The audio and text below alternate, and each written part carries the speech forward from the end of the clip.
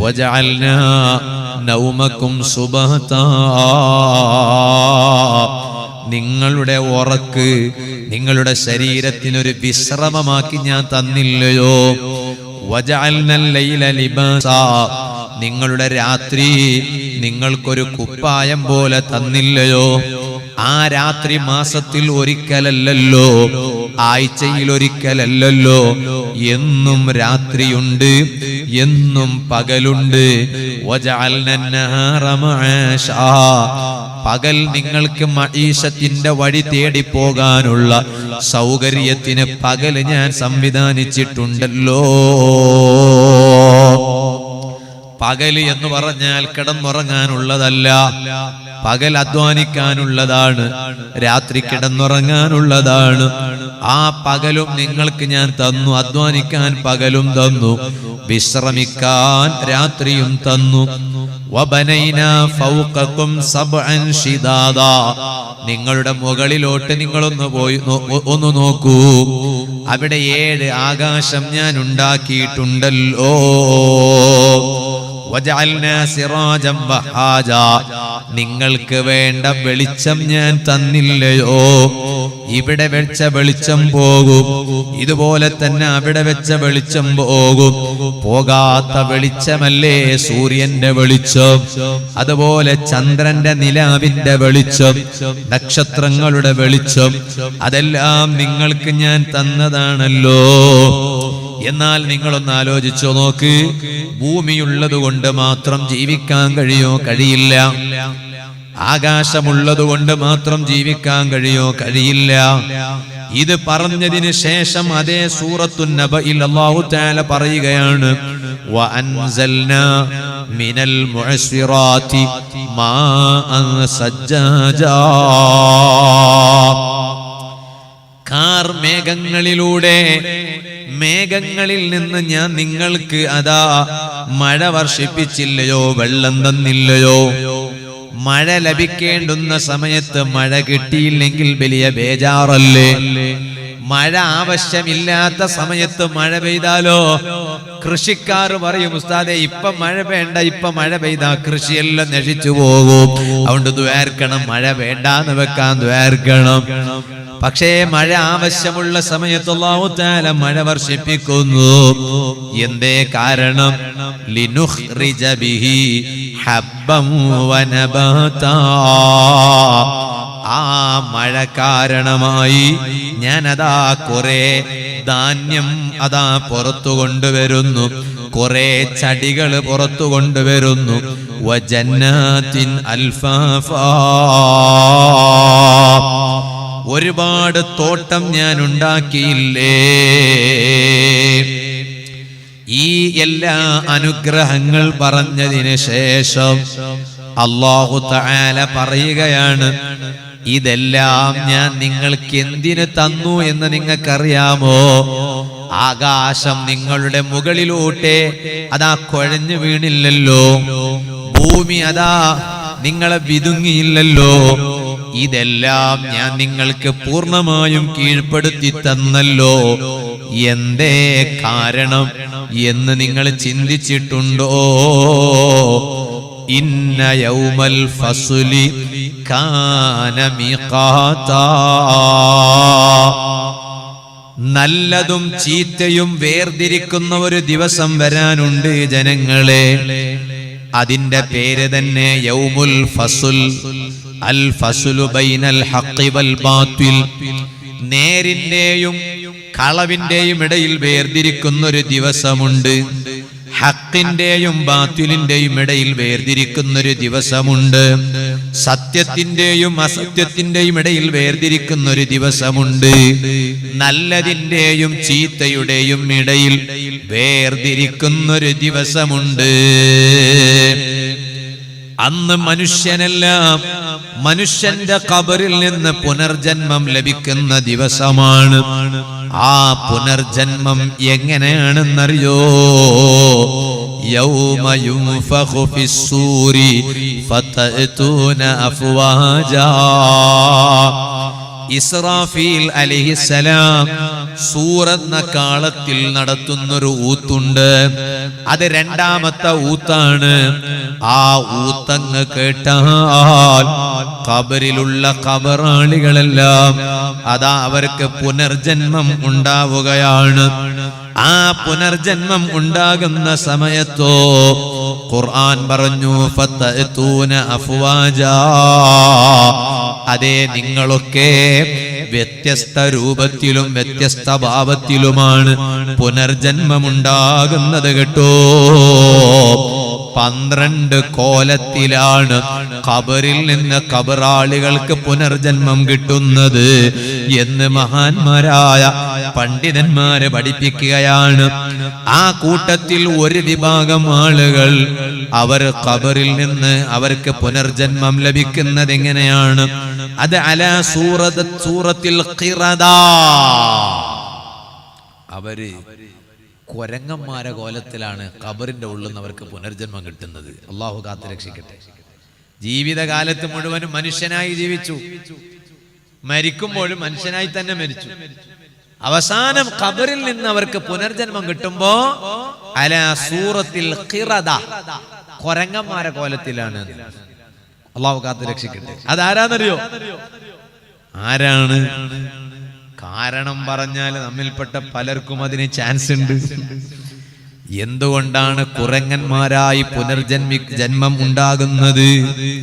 അതിന്റെ കാരണം നോക്കുമ്പോൾ നമ്മിൽപ്പെട്ട പലർക്കും അതിന് ചാൻസ് ഉണ്ട്. അള്ളാഹു നമ്മളെ ഒന്നും അത്തരത്തിൽ പെടുത്താതിരിക്കട്ടെ. ആരാണ് കുരങ്ങന്മാരുടെ കോലത്തിൽ പുനർജന്മം ലഭിക്കുന്നവർ? അതേ ഫൽ ഖത്താതു മിനന്നാസ് യഅനി നമ്മാം. ദുനിയാവിൽ ജീവിച്ചിരുന്ന സമയത്ത് നമീമത്ത് പറഞ്ഞ് നടന്നവനില്ലേ, ഏഷണി പറഞ്ഞ് നടന്നവനില്ലേ, നിസ്കരിക്കുന്നവന് പോലും ഏഷണി പറയുന്നവനല്ലേ, കയ്യിൽ മുസാഫ് പിടിച്ച് ഖുർആൻ ഓതുന്നവന് പോലും ഏഷണി പറയുന്നവനല്ലേ. സുബ്ഹാനല്ലാഹ്. ചില മനുഷ്യന്മാരുടെ അടുത്ത് ചെറിയ സമയം നിൽക്കാൻ പറ്റൂല, നിന്ന അപ്പ തന്നെ നമീമത്ത് പറയും, ഗൈബത്ത് പറയും. ഞാൻ ഇന്നാളൊരു സ്ഥലത്ത് ഇങ്ങനെ വേദന പോകുമ്പോ ഒരു നിസ്കാരത്തിൽ പള്ളിയിൽ നിസ്കരിക്കാൻ കയറിയപ്പോ നിസ്കാരത്തെ പുറത്തു വന്നു. ആ മൊയിലാർ കേൾക്കട്ടെ എന്ന് പറഞ്ഞിട്ട് തന്നെ ഞാൻ ഈ വേദന പറയുന്നത്. നിസ്കാരം കഴിഞ്ഞിട്ട് പുറത്തു വന്നപ്പോഴേക്ക് പള്ളിത്തെ മുഅദ്ദിനാണ്. ഇവിടുത്തെ മുഅദ്ദിനാരാ? ഇയാൾ നല്ല മനുഷ്യനാണ്, അള്ളാഹു ബർക്കത്ത്. എല്ലാരിലും ഉണ്ടാവും ഈ സൂക്കേട്, ആരും ഒഴിവല്ല. മൂപ്പർ നല്ല ആളാണ്. അപ്പൊ പള്ളിയിലെ മുഅദ്ദിന് ഞാനൊരു ചെറിയ മിനിറ്റ് സംസാരിച്ചിട്ട്, ഒറ്റ മിനിറ്റ് സംസാരിച്ചിട്ട് കൂടുതൽ ഞാൻ മുഅദ്ദിന് പോവാണ്. സ്ഥലത്തിന് പേരൊന്നും പറയില്ല. എന്നാല് അപ്പൊ ഇയാളങ്ങ് വന്ന് സംസാരിക്കുമ്പോ പറഞ്ഞു, ഞാൻ ഇവിടുത്തെ മുഅദ്ദിനാണ്, പക്ഷെ എന്നാലും സുബൈക്ക് ശേഷം ക്ലാസ് എടുക്കുന്നത് ഞാനാണ്. ഇയാൾ പറയാ, സുബൈക്ക് ശേഷം നാട്ടുകാർക്ക് ക്ലാസ് എടുക്കുന്നത് ഞാനാണ്. ഖതീബ് ഉണ്ട്, ഒറ്റ ക്ലാസ് എടുക്കുന്നില്ല, നാട്ടുകാർക്ക് മസല പറഞ്ഞു കൊടുക്കുന്നില്ല. സുബ്ഹാനല്ലാഹ്. ഞാൻ പറഞ്ഞു അസ്സലാമു അലൈക്കും, ഒറ്റ പോക്ക് പോയി. കാരണം അവിടെ നമ്മൾ ഗീബത്ത് കേട്ടോണ്ടിരുന്നാല് നമുക്ക് ഇറങ്ങും അദാബ്. മൊയ്ലാമാരും ഒഴിവല്ല, ഹാജിമാരും ഒഴിവല്ല, സാധാരണക്കാരും ഒഴിവല്ല. നമ്മൾ വെറുതെ കുറെ ഇബാദത്ത് ചെയ്യുന്നു. ആ ചെയ്യുന്ന ഇബാദത്തൊക്കെ നമ്മൾ ബാത്തിലാക്കി കളയുന്നു. ഏറ്റവും വലിയ അപകടമാണ് ഉമ്മമാരെ. ഈ നാട്ടിലെയും പരിസരത്തുള്ള ഉമ്മമാരൊക്കെ നല്ലവരാണെന്ന് എനിക്കറിയാം. അതേ സമയത്ത് ചില ഉമ്മമാരുണ്ട്, അവർ വലിയ നമീമത്തുകാരാണ് കേട്ടോ. പരസ്പരം നമീമത്ത് പറഞ്ഞ് കുടുംബത്തിനിടയിൽ കളഹിപ്പിക്കുന്നവരുണ്ട്. അതിനൊരു ചെറിയ ഉദാഹരണം പറയാം. ഒരു ബാപ്പക്ക് 4-5 ആൺമക്കൾ വേണ്ട, 4-5 തന്നെ വേണമെന്നില്ല, ഒരു 2 ആൺമക്കൾ എന്ന് സങ്കല്പിക്കുക. അപ്പൊ ഒരു മകന്റെ ഭാര്യ ഈ ഭർത്താവിന്റെ ഉമ്മാനോട് മറ്റൊരു മരുമകളെ കുറിച്ച് ഏഷണി പറഞ്ഞു കൊടുക്കുകയാണ്. അമ്മായിമ്മനോട് ഏഷണി പറയാണ്. അതേ അമ്മായിമാനെ കുറിച്ച് മറ്റൊരു മരുമകളോട് ഈ പെണ്ണ് ഏഷണി ഇങ്ങോട്ടും പറഞ്ഞു കൊടുക്കുകയാണ്. അപ്പോ ഭർത്താവിന്റെ അനുജന്റെ ഭാര്യക്കും അമ്മായിമാന്റെയും ഇടയിൽ അതാ ഭിന്നിപ്പുണ്ടാക്കുന്ന പണിയാണ്. അതിനല്ലേ നമീമത്തെന്ന് പറയുന്നത്. ആ സൂക്കടുള്ളവരുണ്ടോ അവര് കുരങ്ങന്മാരുടെ കോലത്തിലാണ് ഖബറിൽ നിന്നവർക്ക് പുനർജന്മം ലഭിക്കുന്നത് കേട്ടോ. അതുകൊണ്ടല്ലേ ചരിത്രത്തിൽ കാണാം, ഒരാള് മാർക്കറ്റിൽ പോയി, ചന്തക്ക് പോയി. ചന്ത എന്ന് പറഞ്ഞാൽ സന്ത എന്നറിയില്ലേ? സന്ത ഇവിടെ ഇവിടെ ഈ ഭാഗത്തൊന്നും സന്തയല്ലേ? പുത്തൂരില്ലേ സന്ത? സന്ത എന്ന് പറഞ്ഞാൽ അറിയോ? ഇന്ന് ആർക്ക് സന്ത? ഇന്ന് DMart, super market, hyper market. എന്നാലും ഇന്ന് സന്തക്ക് പോകുന്നവരുണ്ടോ അല്ലെ? ഹള്ളിന്റെ കുറെ നല്ല നല്ല നാടൻ സാധനങ്ങളൊക്കെ വന്നിട്ട് സന്ത എന്ന് പറഞ്ഞിട്ട്. പണ്ടൊക്കെ ഉണ്ടായിരുന്നു കിതാബിലൊക്കെ കാണാൻ ചന്ത എന്ന് പറയും. ചന്ത എന്നൊക്കെ പറഞ്ഞാല് ഈ സന്തയെ കുറിച്ചാണ് പറയാ. ചന്ത എന്ന് പറയാം. നമ്മൾ ചന്ത എന്ന് പറഞ്ഞാൽ കാണാൻ നല്ല ചന്ത ഉണ്ട് എന്നെല്ലാം പറയില്ലേ, ചേലുണ്ട് എന്നെല്ലാം. അപ്പോ ഈ സന്ത, ആ ചന്ത കുറെ ഹള്ളിയിലെ സാധനങ്ങളൊക്കെ കിട്ടും ഈ ചന്തയിൽ. നല്ല നാടൻ വസ്തുക്കൾ കിട്ടും. അപ്പൊ ഈ സന്തയില് ഒരാൾ പോയപ്പോ പണ്ടൊക്കെ സന്തയിൽ കിട്ടിക്കൊണ്ടിരുന്ന അടിമകളെ വാങ്ങാൻ കഴിയുമായിരുന്നു. അടിമകളുള്ള കാലത്ത് അടിമകളെ വാങ്ങാൻ കഴിയായിരുന്നു. അങ്ങനെ ഒരു അടിമയെ വിൽക്കാനുണ്ട്. അപ്പൊ ഒരാൾ അവിടെ ചെന്നു. ഈ അടിമയെ വാങ്ങാൻ ഉദ്ദേശിച്ചപ്പോ ഈ വിൽക്കുന്ന ആൾ പറഞ്ഞു. അപ്പൊ ഈ വാങ്ങുന്ന ആൾ ചോദിച്ചു, ഇയാൾക്ക് എന്തെങ്കിലും കുഴപ്പമുണ്ടോ എന്ന് ചോദിച്ചു. ഒരു കുഴപ്പമില്ല, പിന്നെ ചെറിയൊരു ന്യൂനതയേ ഉള്ളൂ. എന്താന്ന് പറഞ്ഞാൽ ഇയാൾ കുറച്ച് നമീമത്ത് കൂടുതൽ പറയുന്ന ആളാണെന്ന്. ഏഷണി വേറെ അസുഖങ്ങളൊന്നുമില്ല, എന്ത് പണിക്കും ഇയാളെ പറ്റും എന്ന് പറഞ്ഞു. പക്ഷെ ഇയാളെ പണി എന്താ പറഞ്ഞാൽ കുറച്ച് നമീ. അപ്പൊ ഈ വാങ്ങുന്ന ആൾ കരുതി അതിപ്പോ വലിയ വിഷയമൊന്നുമല്ല, ഇപ്പൊ എന്നെയും ആർക്കിടയില കിതാബത്തി ഉണ്ടാക്കാൻ അപ്പൊ വലിയ വിഷയമൊന്നുമല്ല എന്ന് പറഞ്ഞിട്ട് ഈ അടിമയെ വാങ്ങിയപ്പോ ഈ അടിമ ഇയാളെ കൂടെ വീട്ടിൽ പോയി. പിന്നീട് ഈ അടിമയുടെ നമീമത്തിന്റെ പണി തുടങ്ങി. എങ്ങനെയാണ് അടിമയുടെ നമീമത്തിന്റെ പണി? ഈ അടിമ ഭർത്താവിനോട് പോയി പറഞ്ഞു, ഇയാളുടെ മുതലാളിയോട് പോയി പറഞ്ഞു, ഇപ്പൊ നിങ്ങളെ ഭാര്യക്ക് നിങ്ങളോട് തീരെ സ്നേഹമില്ല. നിങ്ങളെ ഭാര്യക്ക് ഇപ്പൊ ഏതോ ഒരുത്തനോടൊരു ബന്ധമുണ്ട്. പേരിന് മാത്രം നിങ്ങളെ ഭാര്യയായി അവൾ കഴിയുകയാണ്. അല്ലാതെ നിങ്ങളോടല്ല അവൾക്ക് സ്നേഹം, അവൾക്ക് വേറെ ഒരുത്തനോടാണ്. ഭർത്താവിനോട് മുതലാളിയോട് അങ്ങനെ പറഞ്ഞു. എന്നാൽ ആ യജമാനന്റെ ഭാര്യയോട് പോയി ഇതേ അടിമ പറഞ്ഞു, നിങ്ങളെ ഭർത്താവ് പേരിൽ മാത്രം നിങ്ങളുടെ ഭർത്താവാണ്, അയാൾക്കിപ്പൊ വേറൊരു പെണ്ണിനോട് സ്നേഹമാണ്. എങ്ങനെയുണ്ട് നിങ്ങളൊന്ന് ആലോചിച്ചു നോക്ക്. എന്നിട്ട് ഈ പെണ്ണിനോട് ഈ അടിമ പറഞ്ഞു, യജമാനന്റെ ഭാര്യയോട് പറഞ്ഞു, നിങ്ങൾക്ക് ഞാൻ നല്ലൊരു വഴി പറഞ്ഞുതരാം. നിങ്ങളെ ഭർത്താവിന് നിങ്ങളോട് സ്നേഹമുണ്ടാകണോ? ഇപ്പോൾ അദ്ദേഹം സ്നേഹിക്കുന്ന അന്യ പെണ്ണിന്റെ സ്നേഹമില്ലാതെയാകണോ? ആ ഭർത്താവിന്റെ ഒരു മുടി എനിക്ക് നിങ്ങൾ തരണം. അയാള് രാത്രി കിടന്നുറങ്ങിയ സമയത്ത് മെല്ലെ കത്തി കൊണ്ടുപോയി ഒരു മുടിയങ്ങ് എടുത്തു കളഞ്ഞ്, ആ മുടി നിങ്ങൾ എനിക്ക് തന്നാൽ ഞാനൊരു ചികിത്സ നടത്തും. ആ ചികിത്സയിലൂടെ നിങ്ങളുടെ ഭർത്താവിന് നിങ്ങളോട് നല്ല സ്നേഹം ഉണ്ടാക്കി തരാൻ കഴിയും. സുബ്ഹാനല്ലാഹ്, ഈ ഭാര്യ അങ്ങ് പെട്ടുപോയതാണ്. എന്നിട്ടോ ഭർത്താവിനോട് പോയിട്ട് ഇയാൾ പറഞ്ഞു, നിങ്ങളെ ഭാര്യ ഒരു പ്ലാൻ ചെയ്തിട്ടുണ്ട്. എന്താ പ്ലാൻ? ഇന്ന് നിങ്ങൾ രാത്രി കിടന്നുറങ്ങിയാൽ കത്തി കൊണ്ടുവന്നിട്ട് നിങ്ങളെ കൊത്താൻ ശ്രമിക്കും. സ്നേഹിക്കുന്ന മറ്റൊരു തന്റെ കൂടെ പോകാനുള്ള പുറപ്പാടിലാണ്. അപ്പൊ ഭർത്താവ് ഉറങ്ങിയതുപോലെ നടിച്ച് ഉറങ്ങാതെ കിടന്നു. ഈ ഭാര്യ പോയതാണ്. ഈ അടിമയായ നമീമത്തുകാരൻ പറഞ്ഞതുപോലെ ആ ഭർത്താവിന്റെ രോമം എടുക്കാൻ എന്തിനാ? ഭർത്താവിന്റെ സ്നേഹം എനിക്ക് കിട്ടാൻ വേണ്ടി. പോയപ്പോഴാണ് ഭർത്താവ് എന്ത് ചെയ്തു? അവിടുന്ന് ഒരു ആയുധം അങ്ങെടുത്തു ഭാര്യനെ കൊന്നുകളഞ്ഞു.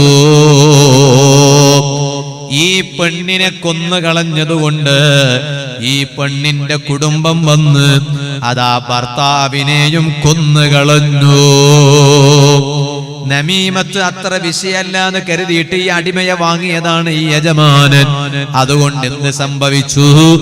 രണ്ടാളുകൾക്കിടയിൽ, ഭാര്യ ഭർത്താക്കൾക്കിടയിൽ തെറ്റിദ്ധാരണയുണ്ടായി. മാത്രമല്ല അവരുടെ ജീവൻ തന്നെ നഷ്ടപ്പെട്ടു പോയി. ഒരിക്കലും നമ്മൾ വളരെ ഗുരുതരമായ വിഷയമാണ് കേട്ടോ. കുടുംബത്തിൽ നമീമത്തുണ്ടാക്കാൻ പാടില്ല. ഭർത്താവിന്റെ വീട്ടിൽ നമീമത്തുണ്ടാക്കാൻ പാടില്ല. ഭാര്യ വീട്ടിൽ നമീമത്തുണ്ടാക്കാൻ പാടില്ല. ഇങ്ങനെ ഒരുപാട് വിഭാഗം ആളുകളെ മഹാന്മാരായ പണ്ഡിതന്മാരെ പഠിപ്പിക്കുകയാണ്. വേറെ ചില ആളുകളുണ്ട്. ആ ആളുകളോ നാളെ റബ്ബിന്റെ കോടതിയിൽ അവരെങ്ങനെയാണ് വരുന്നതെന്നറിയോ? അവരുടെ കൈയും അവരുടെ കാലും മുറിക്കപ്പെട്ട കോലത്തിലാണ്. ദുനിയാവിൽ കയ്യും കാലൊക്കെ നല്ല ഉഷാറായി ഉണ്ടായ മനുഷ്യനാണ്. പക്ഷേ മരിച്ചിട്ട് ഖബറിൽ നിന്ന് പുനർജന്മം കിട്ടുമ്പോ കൈ മുറിക്കപ്പെട്ടു പോയി, കാല് മുറിക്കപ്പെട്ടു പോയി. അവരാരാണ്?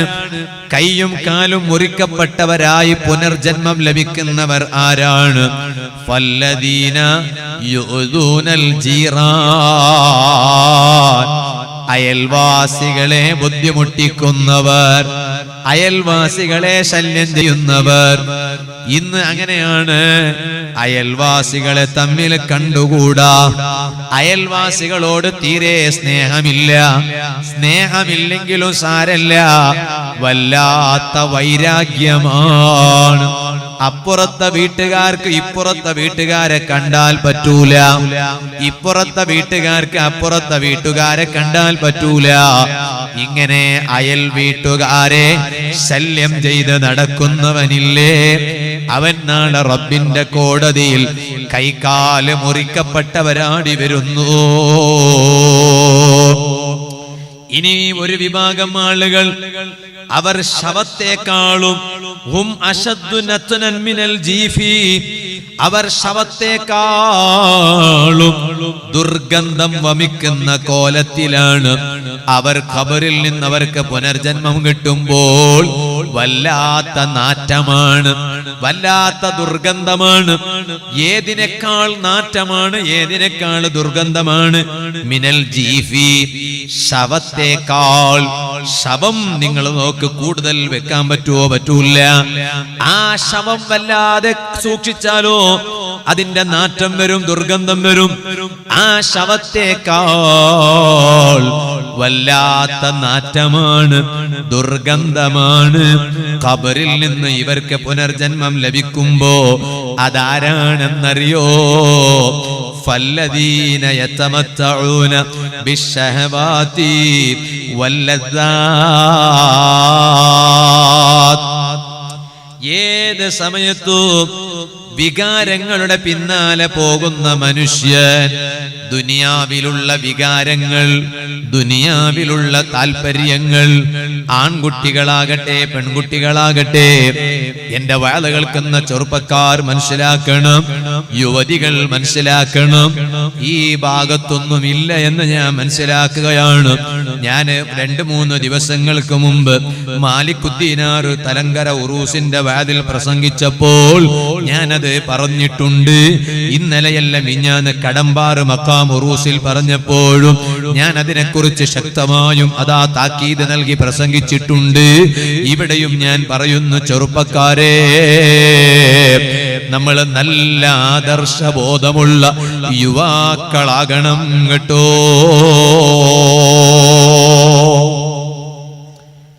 ഇവിടെ ഞങ്ങൾ വന്നപ്പോ ഭക്ഷണം കഴിക്കാൻ വേണ്ടി ഞങ്ങൾ ഒരു വീട്ടിൽ പോയി, റഫീഖിന്റെ വീട്ടിൽ. അല്ലാഹു തആല ആ വീട്ടുകാർക്ക് അർഹമായ പ്രതിഫലം കൊടുക്കട്ടെ. ഭക്ഷണമുണ്ടാക്കി തന്ന ഉമ്മമാർക്ക്, ഈ സദസ്സിലുള്ള എല്ലാ ഉമ്മമാർക്കും നമുക്കും അല്ലാഹു സ്വർഗീയ ഭക്ഷണം നൽകട്ടെ.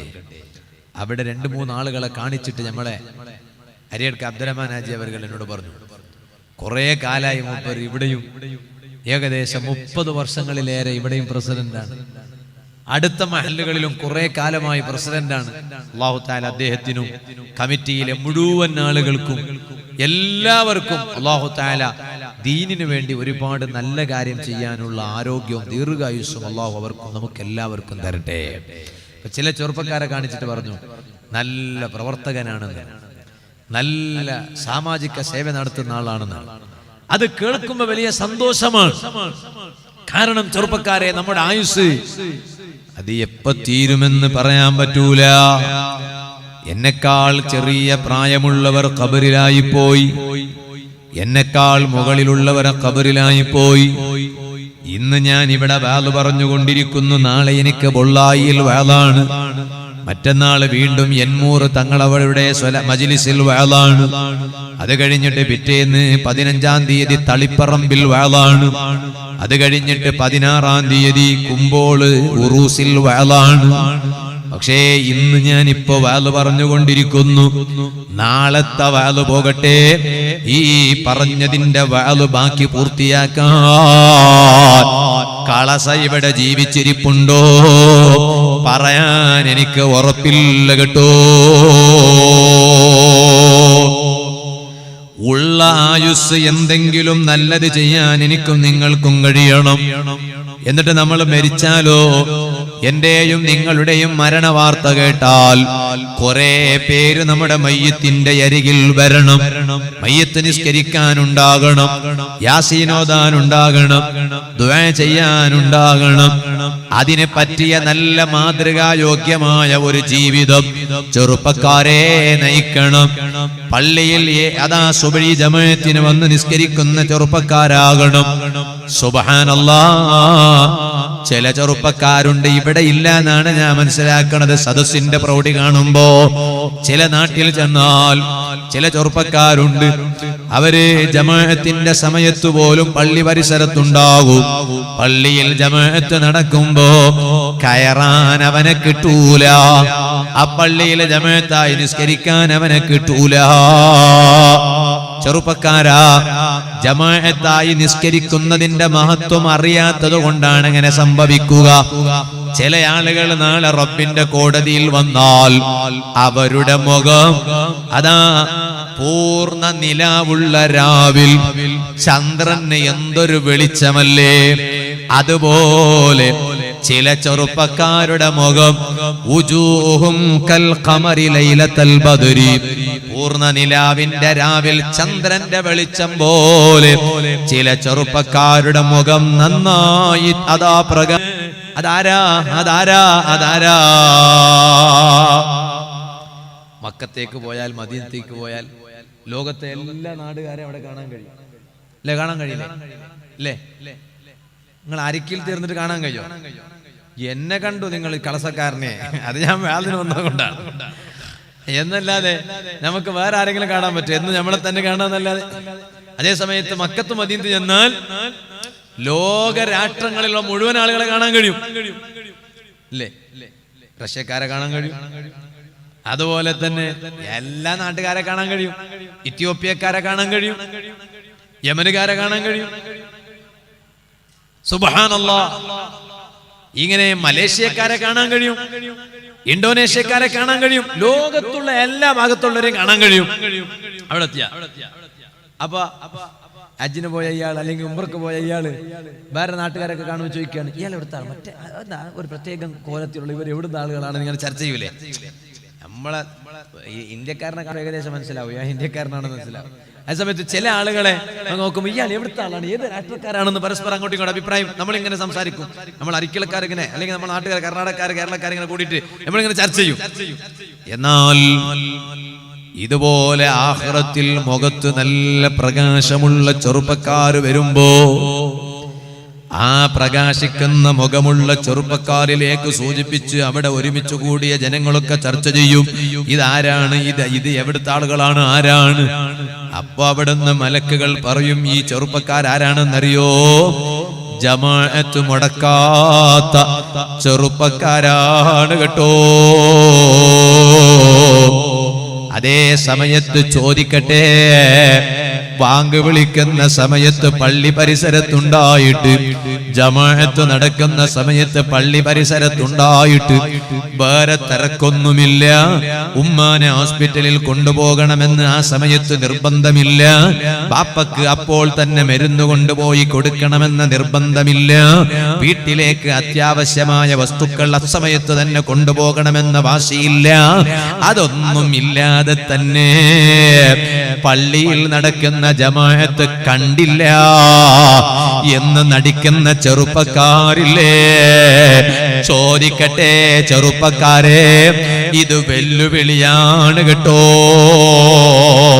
ആരോടുള്ള വെല്ലുവിളിയാണ്? കമ്മിറ്റിക്കാരോടല്ല, പള്ളിയിലെ ഉസ്താദിനോടല്ല. എനിക്കും നിനക്കും ഭക്ഷണം തന്ന രാജാവില്ലേ, കുടിക്കാൻ വെള്ളം തന്ന രാജാവില്ലേ, ശ്വസിക്കാൻ വായു തന്ന രാജാവില്ലേ, ശ്വസിച്ച ഓക്സിജൻ പുറത്തേക്ക് കാർബൺ ഡയോക്സൈഡായി പുറന്തള്ളാൻ സൗകര്യം ചെയ്തു തന്ന രാജാവില്ലേ, എനിക്കും നിനക്കും നടന്നു നീങ്ങാൻ ശരീരത്തിന് ആരോഗ്യം തന്ന രാജാവില്ലേ, ആ രാജാവിനോടുള്ള വെല്ലുവിളിയാണ് ഇത്. ധിക്കാരമാണ്. ആരോടുള്ള ധിക്കാരമാണ്? സൃഷ്ടാവായ അല്ലാഹുവിനോടുള്ള ധിക്കാരമാണ്. ആയുസ് അല്ലാഹു തന്നത് അതിനാണല്ലോ, ആയുസ് അല്ലാഹു തന്നത് അതിനാണല്ലോ. കാരണം എന്തേ? നിസ്കാരമെന്ന് പറഞ്ഞാലോ അതൊരു ചെറിയ വിഷയമാണെന്ന് ആരും തെറ്റിദ്ധരിക്കണ്ട. നിസ്കാരമെന്ന് പറഞ്ഞാൽ അത് ഏറ്റവും പ്രധാനപ്പെട്ട ഒരു ഇബാദത്തല്ലേ സുഹൃത്തുക്കളെ? ഏറ്റവും പ്രധാനപ്പെട്ട ഒരു അമലല്ലേ സുഹൃത്തുക്കളെ? അസ്വലാത്തു നൂറുൽ മുഅ്മിൻ. ഒരു മുഅ്മിനായ മനുഷ്യന്റെ വെളിച്ചം, ഒരു മുഅ്മിനായ മനുഷ്യന്റെ പ്രകാശം അത് നിസ്കാരമാണ് കേട്ടോ.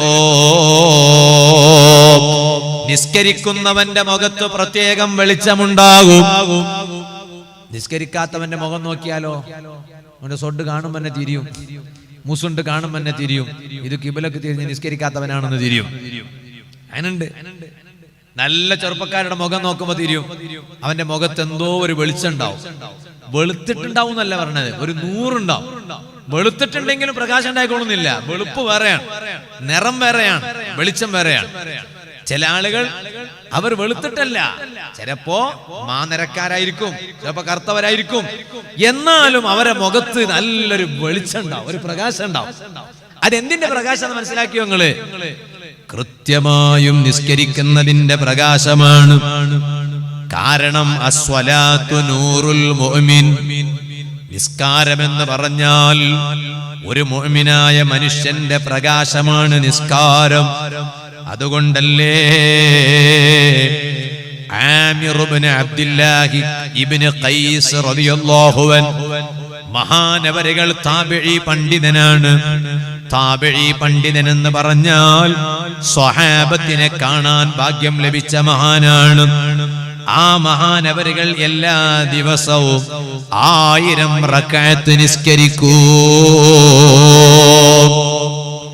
ഇന്നത്തെ എന്റെ വാളിന്റെ സദസ്സിലിരുന്ന് വാള് കേൾക്കുന്ന ഉമ്മമാരോട് ചോദിക്കട്ടെ, സഹോദരിമാരോട് ചോദിക്കട്ടെ, നമ്മൾ 5 നേരം കൃത്യമായി അങ്ങ് നിസ്കരിച്ച്, നിസ്കാരത്തിന്റെ മുമ്പും ശേഷവുമുള്ള സുന്നത്തും നിസ്കരിച്ച്, ളുഹ ഒരു 2 റക്അത്ത് നിസ്കരിച്ച്, തഹജ്ജുദ് ഒരു 2 റക്അത്ത് നിസ്കരിച്ച്, വിത്ർ ഒരു 3 റക്അത്ത് നിസ്കരിച്ചപ്പോ ചില ഉമ്മമാരെ കൽബിൽ ഒരു ചിന്ത ഉദിച്ചു പോയി, ഞാൻ അത്യാവശ്യം തിരക്കേടില്ല. കൽബിൽ ഒരു ചിന്ത ഉദിച്ചുപോയി, ഞാൻ അത്യാവശ്യം തിരക്കേടില്ല അല്ലേ? അങ്ങനെ ഉദിക്കാറില്ലേ? അതേ സമയത്ത് നമ്മൾ ചിന്തിക്കേണ്ടത് അങ്ങനെയല്ല. എന്റെ മുൻകാലത്ത് ജീവിച്ചു പോയ മഹാന്മാര്, അവരുടെ ഖബറിൽ അവർക്ക് വെളിച്ചം കിട്ടാൻ, അവരുടെ ആഖിറം അതാ നന്നായി രക്ഷപ്പെട്ടു പോകാൻ അവർ എല്ലാ ദിവസവും 1000 റക്അത്ത് നിസ്കരിച്ചവരായിരുന്നു. അതുകൊണ്ടല്ലേ ആമിർ ഇബ്നു അബ്ദുല്ലാഹ് ഇബ്നു ഖൈസ് റളിയല്ലാഹു അൻഹു മഹാനവറുകൾ എന്നും 1000 റക്അത്ത് നിസ്കരിക്കും. എന്നും 1000 റക്അത്ത് നിസ്കരിക്കും എന്ന് പറഞ്ഞു. എന്നും 1000 റക്അത്ത് നിസ്കരിക്കും. എന്നിട്ടോ ആ നിസ്കാരങ്ങളൊക്കെ കഴിഞ്ഞ് മഹാനവറുകൾ തിരിച്ചു പോകുമ്പോൾ ചരിത്രത്തിൽ കാണാം, വഖദ് ഇൻതഫഖത് ഖദമാഹു വസാഖാഹു. ആ മഹാനവറുകളുടെ 2 കാലും 2 തണ്ടങ്കാലും നീറ് കെട്ടിപ്പോയി. കുറെ നേരം ഉറക്ക വഴിച്ച് നിസ്കരിച്ചപ്പോ, കുറെ നേരം നിന്നപ്പോൾ കാലിൽ നീറ് വന്നു പോയി. എന്നിട്ട് മഹാനവറുകൾ സ്വന്തം ശരീരത്തെ വിളിച്ചിട്ട് മഹാനവറുകൾ പറയുകയാണ്, യാ നഫ്സ്, ഓ എന്റെ ശരീരമേ, നിനക്ക് തോന്നിയോ ഞാൻ നിന്നെ ബുദ്ധിമുട്ടിച്ചു എന്ന്? 1000 റക്അത്ത് നിന്റെ ശരീരം കൊണ്ടല്ലേ ഞാൻ നിസ്കരിച്ചത്. നിനക്ക് തോന്നിയോ ഞാൻ നിന്നെ ബുദ്ധിമുട്ടിച്ചു എന്ന് തോന്നിയോ? അങ്ങനെ നിനക്ക് തോന്നേണ്ടതില്ല. ഇന്നമാ ഉരീദു ഇക്റാമക ഗദൻ ഇൻദല്ലാഹ്. ഓ എന്റെ ശരീരമേ, നിന്റെ ശരീരം കൊണ്ട് ഞാൻ ബുദ്ധിമുട്ടിക്കാൻ കാരണം എന്താണെന്നറിയോ? നാളെ റബ്ബിന്റെ കോടതിയിൽ അതേ നിന്നെയൊന്ന് അല്ലാഹ് ബഹുമാനിക്കണം. അള്ളാന്റെ കോടതിയിൽ അല്ലാഹ് നിന്നെ നാളെ ബഹുമാനിക്കണം. അത് കരുതിയിട്ടാണ് ഞാനിപ്പോൾ നിന്റെ ശരീരത്തെ ഒന്ന് ബുദ്ധിമുട്ടിച്ചത്, അല്ലാതെ നിന്നെ വെറുതെ ബുദ്ധിമുട്ടിച്ചതല്ല. അപ്പറഞ്ഞതിന്റെ അർത്ഥം എന്താണ്? ഇവിടെ കുറെ നിസ്കരിച്ചാൽ നിസ്കരിച്ച് ക്ഷീണം വന്ന ശരീരമില്ലേ, ബഹുമാനമാണ് കേട്ടോ. അതാ ഇന്ന് കോഴിക്കോട് നോളേജ് സിറ്റിയിൽ എന്റെ ചെറുപ്പക്കാർ മനസ്സിലാക്കണം, എന്റെ പ്രായമുള്ള ഉപ്പമാരും ഉമ്മമാരും മനസ്സിലാക്കണം. നോളേജ് സിറ്റി, അവിടെ വെച്ച് വലിയ സഖാഫി സംഗമം നടന്നു. ലോകത്തുള്ള മുഴുവൻ ശിഷ്യന്മാരുടെ സംഗമമല്ല. 1985 മുതൽ, ഞാനന്ന് ജനിച്ചിട്ടേ ഇല്ല, 985 മുതൽ. ഞാൻ ജനിക്കുന്നത് 86-ലാണ്. അതിനിപ്പോ ഇത് പറഞ്ഞപ്പോഴേക്ക് നിങ്ങൾ വയസ്സ് കൂട്ടാൻ തുടങ്ങിയോ എന്ന് എനിക്ക് പറയാനും പേടിയാണ്.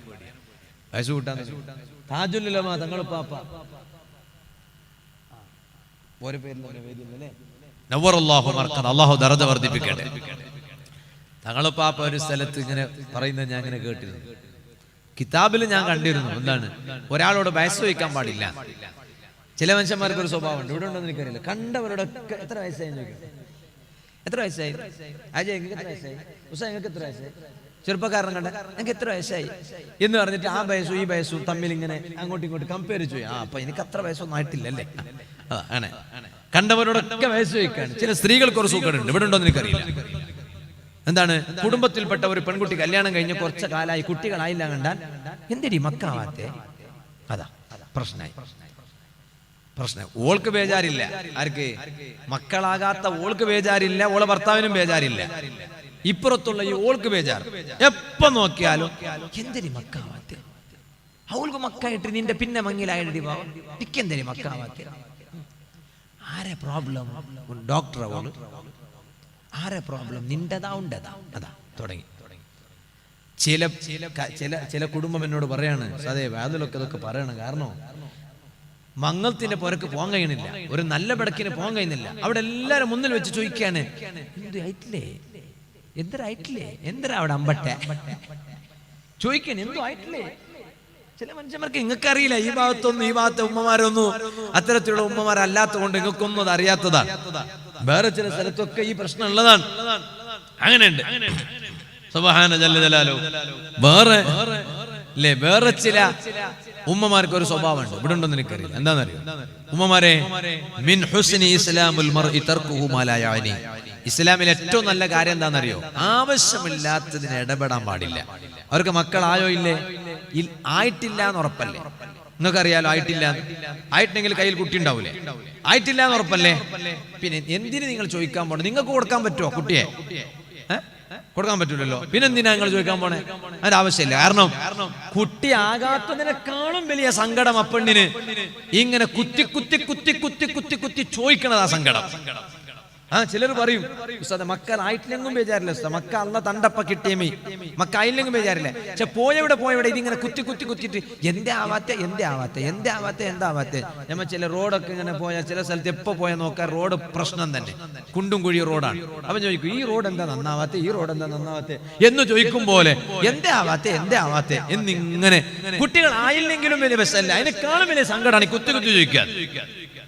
ഒരിക്കലും അങ്ങനെ ആവശ്യമില്ലാത്ത വിഷയത്തിന് ഇടപെടാൻ പാടില്ല.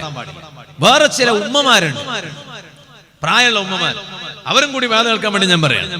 എന്താ ഉമ്മമാരെ സ്വഭാവം എന്ന് പറഞ്ഞാല് മോളെ കുട്ടിനോട് വലിയ സ്നേഹം.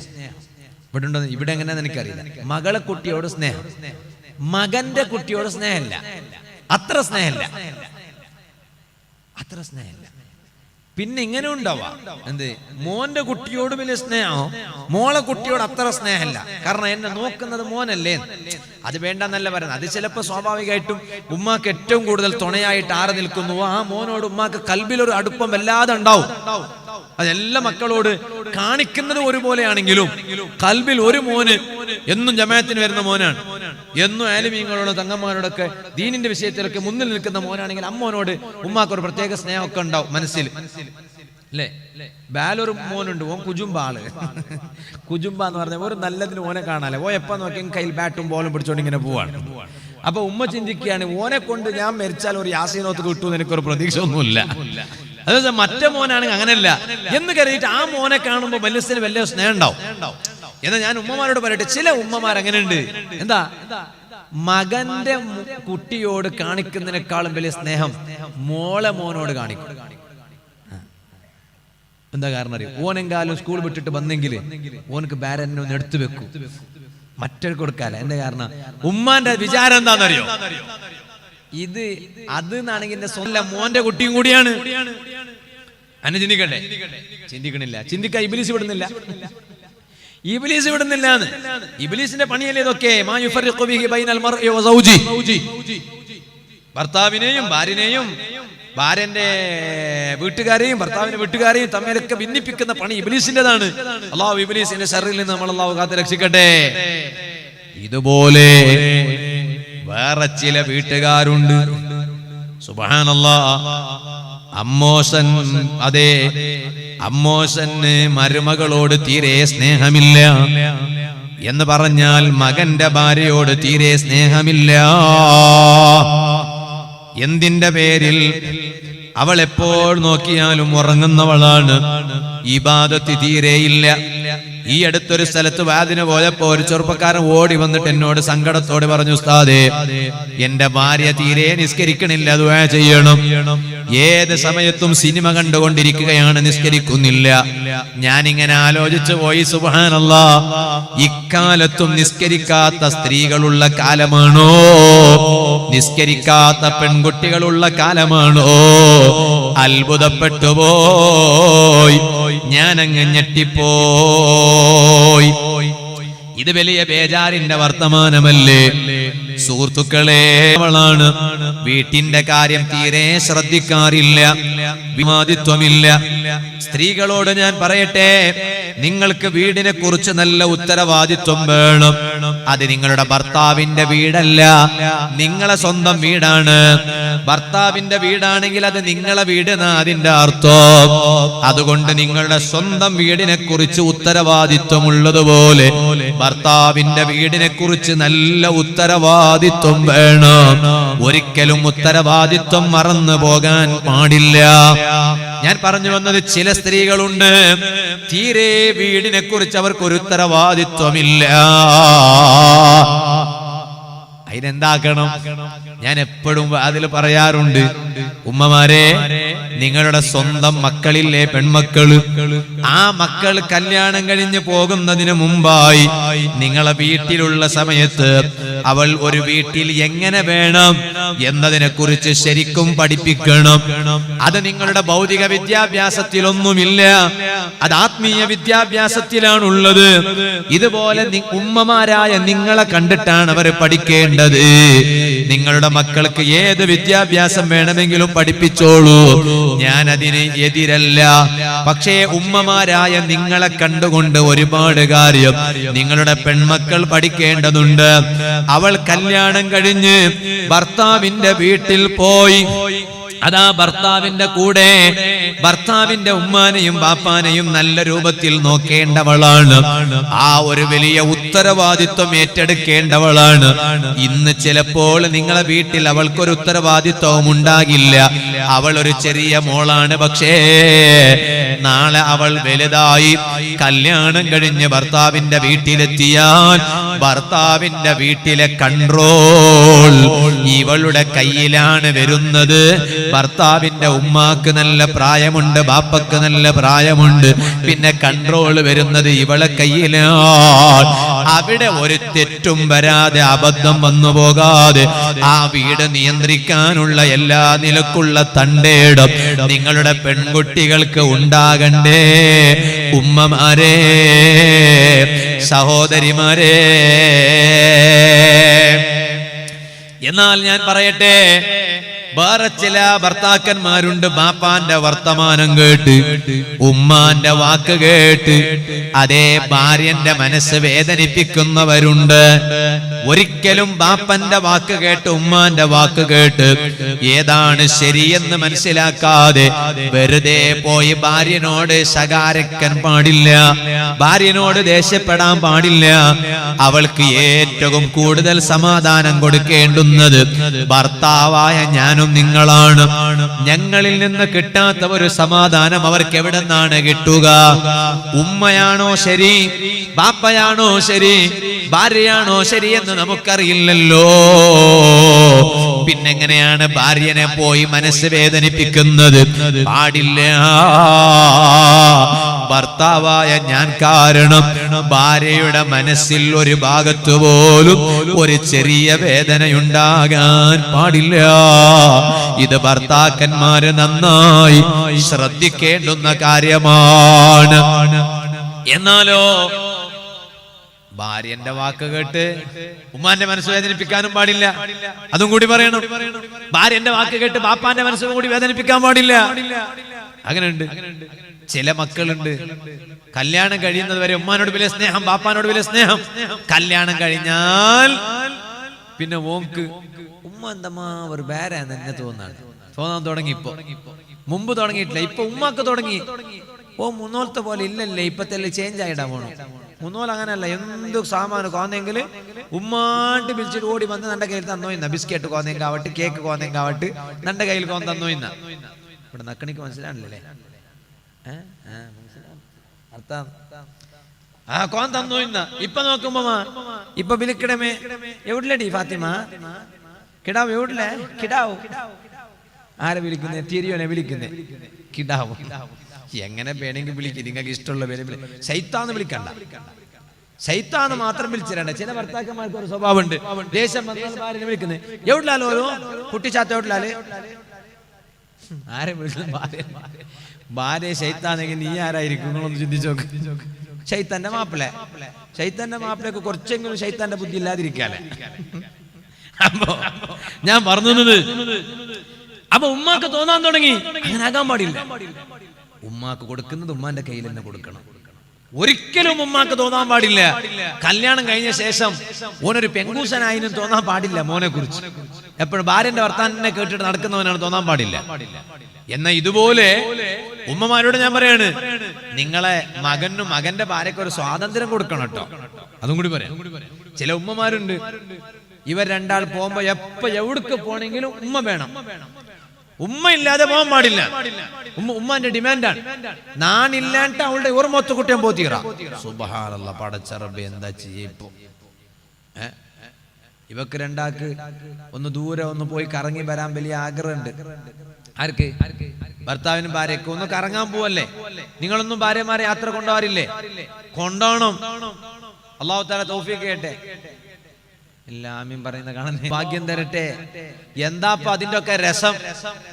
സത്യം പറഞ്ഞാൽ എനിക്ക് ബെൽച്ചി അവസാനം ഭാര്യ എന്റെ അനുജനക്ക് കൊടുക്കുന്നേ, ജ്യേഷ്ഠന് കൊടുക്കുന്നേ. ഓനക്ക് എന്താ സങ്കടമ പോയി നയിക്കാന് അല്ലേ?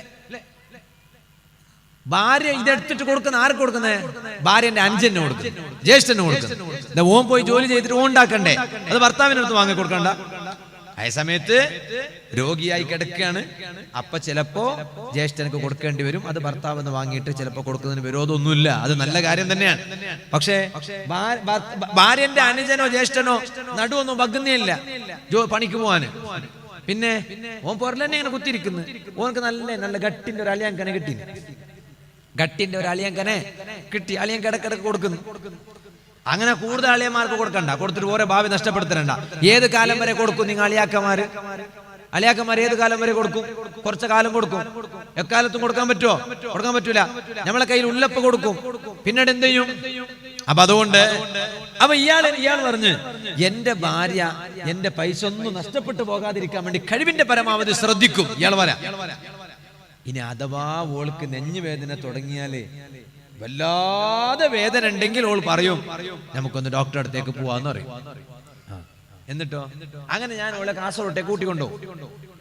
അവിടെ എത്തുമ്പോഴേക്ക് ഓൾ പറയും ഇപ്പൊ വേദന കുറഞ്ഞിന്. ഇപ്പൊ വേദന കുറഞ്ഞിന്. ഇനിയിപ്പൊ നിങ്ങൾ വെറുതെ പൈസ ഒന്നും വെടക്കാക്കണ്ട, ഹോസ്പിറ്റലിൽ കൊടുത്തിട്ട് മരുന്നെല്ലാം വാങ്ങിയിട്ട് പൈസ വെടക്കാക്കണ്ട. ഏതായാലും ഞങ്ങൾ വന്നല്ലേ, ഞമ്മ ഒരു ഐസ്ക്രീം എല്ലാം തിന്നിട്ട് പോവാ. ഭാര്യ പറയാണ് ഇയാളോട്, ഏതായാലും ഞങ്ങൾ വന്നല്ലേ, ഇപ്പോ ഞമ്മ ഒരു ഐസ്ക്രീം എല്ലാം തിന്നിട്ട് പോവാ. അപ്പൊ ഞാൻ ഇയാളോട് പറഞ്ഞ് ഇത് സംഭവം നിങ്ങളാള് ശരിയില്ലാത്തതുകൊണ്ടാണ്. കാരണം തിന്നാൻ വേണ്ടി പറഞ്ഞാൽ നിങ്ങൾ ഓളെ കൊണ്ടുപോകില്ല എന്ന് ഉറപ്പാണ്. അതുകൊണ്ടാണ് നെഞ്ഞുവേദന എന്ന് പറഞ്ഞിട്ട് നിങ്ങളോട് കളവ് പറയേണ്ടി വന്നത്. അല്ലാതെ എപ്പം നോക്കിയാലും പൊരന്നു നെഞ്ഞുവേദന തുടങ്ങും, ഹോസ്പിറ്റലിന്റെ അടുത്തേക്ക് എത്തുമ്പോഴേക്ക് നെഞ്ഞുവേദന മാറണമെങ്കിൽ എന്താ നിങ്ങളൊന്നാലും എപ്പോഴും ഒരുക്കൊക്ക് എപ്പോഴും അങ്ങനെ ആവുമ്പോ. അപ്പൊ ഞാൻ പറഞ്ഞത് അത് ഭർത്താവിന്റെ കുഴപ്പമാണ്. ഭർത്താവ് ഭാര്യക്ക് വേണ്ടത് വാങ്ങിക്കൊടുക്കാതിരിക്കുമ്പോ ചിലപ്പോ ഭാര്യ പല കളവും പറയും. ചില ഭർത്താക്കന്മാരുണ്ട് എല്ലാം കൂടി പറയാൻ നേരമില്ല, ഞാൻ വേല പറഞ്ഞ് വേഗം നിർത്താൻ 11 മണിക്ക് ഞാൻ എന്റെ വേല അവസാനിപ്പിക്കും, 10:30 മണി, അരമണിക്കൂർ മാത്രം ക്ഷമിച്ചിരുന്നാൽ മതി. അപ്പൊ ചില ഭർത്താക്കന്മാർക്ക് ഒരു സ്വഭാവം ഉണ്ട്, ഭാര്യനെ ഓളെ വീട്ടിലേക്ക് പോകാൻ വിടുന്നേ ഇല്ല. പണ്ട് മക്കൾക്കൊല്ലൊരു സൂക്കം ഉണ്ടായിരുന്നു, ഇവിടെ ഉണ്ടെന്ന് എനിക്കറിയില്ല. കുട്ടികൾക്കെല്ലാം സൂക്കം എന്താണെന്നറിയാം? ഉമ്മ ഉപ്പല്ലോ കുട്ടികളെ എവിടേക്കെങ്കിലും കൊണ്ടുപോയാല്, സ്കൂൾ ലീവായാലും സ്കൂളിൽ ഒരു പ്രോസ്പെക്ടസ് ഒരു നോട്ട് എഴുതാണ്ട് എന്തുകൊണ്ട് ലീവായി. അപ്പൊ എഴുതി വെച്ചിന് എന്തറിയോ? ഗ്രാൻഡ് മദർ മരിച്ചു, ഉമ്മാമ്മ മരിച്ചിട്ട് എല്ലും ഉള്ളു കുമ്പലായി പോയിനെ. പക്ഷെ എപ്പോഴാ മരിച്ച ഉമ്മാമ്മന്റെ മരണം ഇപ്പൊ ഞാൻ പോയി ഒരു കറങ്ങിട്ടെല്ലാം വന്നത്, ഒരാഴ്ച പുറത്തു പോയിട്ട്. അപ്പൊ സ്കൂളിൽ ഇപ്പൊ നോട്ടിൽ എഴുതാണല്ലോ എന്തുകൊണ്ട് ലീവായാൻ. അപ്പൊ കുട്ടിക്ക് തോന്നി ഇതാര് എഴുതിപ്പിക്കുന്ന, ഉമ്മ എഴുതിപ്പിക്കുന്നേ. ഇങ്ങനെ എഴുതി ഉമ്മാമ്മ ഗ്രാൻഡ് മദറിന്റെ മരിച്ചിന്, അല്ലെങ്കിൽ എന്റെ ഉപ്പാപ്പ മരിച്ചെന്ന് അറിഞ്ഞിട്ട് എഴുതും. ചിലപ്പോ ഉപ്പാപ്പ ജീവിച്ചിരിപ്പുണ്ടാവും, സ്കൂളുകാർ വന്ന് നോക്കാനല്ലേ ഉപ്പാപ്പ ജീവിച്ചിരിപ്പുണ്ടായില്ലേ. അപ്പൊ ഈ കുട്ടി എന്ന് മനസ്സിലാക്കി അപ്പ അല്ലറ ചില്ലറ ഉപ്പാപ്പാനെല്ലാം കൊന്നെങ്കിൽ കുഴപ്പമൊന്നുമില്ല, മരിച്ചെങ്കിൽ കുഴപ്പമൊന്നുമില്ല, കള്ളം പറഞ്ഞാൽ കുഴപ്പമൊന്നുമില്ല. ഉമ്മന്നെ ന്യായം പറഞ്ഞു കൊടുക്കുകയാണ് ഈ പുസ്തകത്തിൽ എഴുതാൻ. ഒരിക്കൽ ഓൻ നേരം വൈകിട്ട് വീട്ടിലേക്ക് വന്നു. ഉമ്മ ചോദിച്ചു എവിടുന്നാണ് ഇത്ര ലേറ്റായി വന്നത്? അപ്പൊ പറഞ്ഞ് എന്തേ ഇന്ന് സ്പെഷ്യൽ ക്ലാസ് ഉണ്ടായിരുന്നു. സ്പെഷ്യൽ ക്ലാസ്സും ഇല്ല, മണ്ണൻ ക്ലാസ്സും ഇല്ല, വെറുതെ പറഞ്ഞതാ. ഓൻ എന്താക്കിയതാണ്, അങ്ങാടിലെല്ലാം കറങ്ങിയിട്ട് അവിടെ എല്ലാം പോയിട്ട് പോകാൻ പാടില്ലാത്ത സ്ഥലത്തെല്ലാം പോയിട്ട് വന്നതാ. പക്ഷേ ഉമ്മാന്റെ അടുത്ത് വന്ന് കളവ് പറഞ്ഞു. എന്താ കാരണം? ഉമ്മ ഓനോട് സ്കൂളിന്റെ ടീച്ചർമാരോട് കളവ് പറയാൻ പഠിപ്പിച്ച് അങ്ങോട്ട് പഠിപ്പിച്ചപ്പോ ഉമ്മാനോട് ഇങ്ങോട്ട്. അതിനാണ് തിരിച്ചടി എന്ന് പറയാ, അതിനാണ് റിയാക്ഷൻ എന്ന് പറയാ.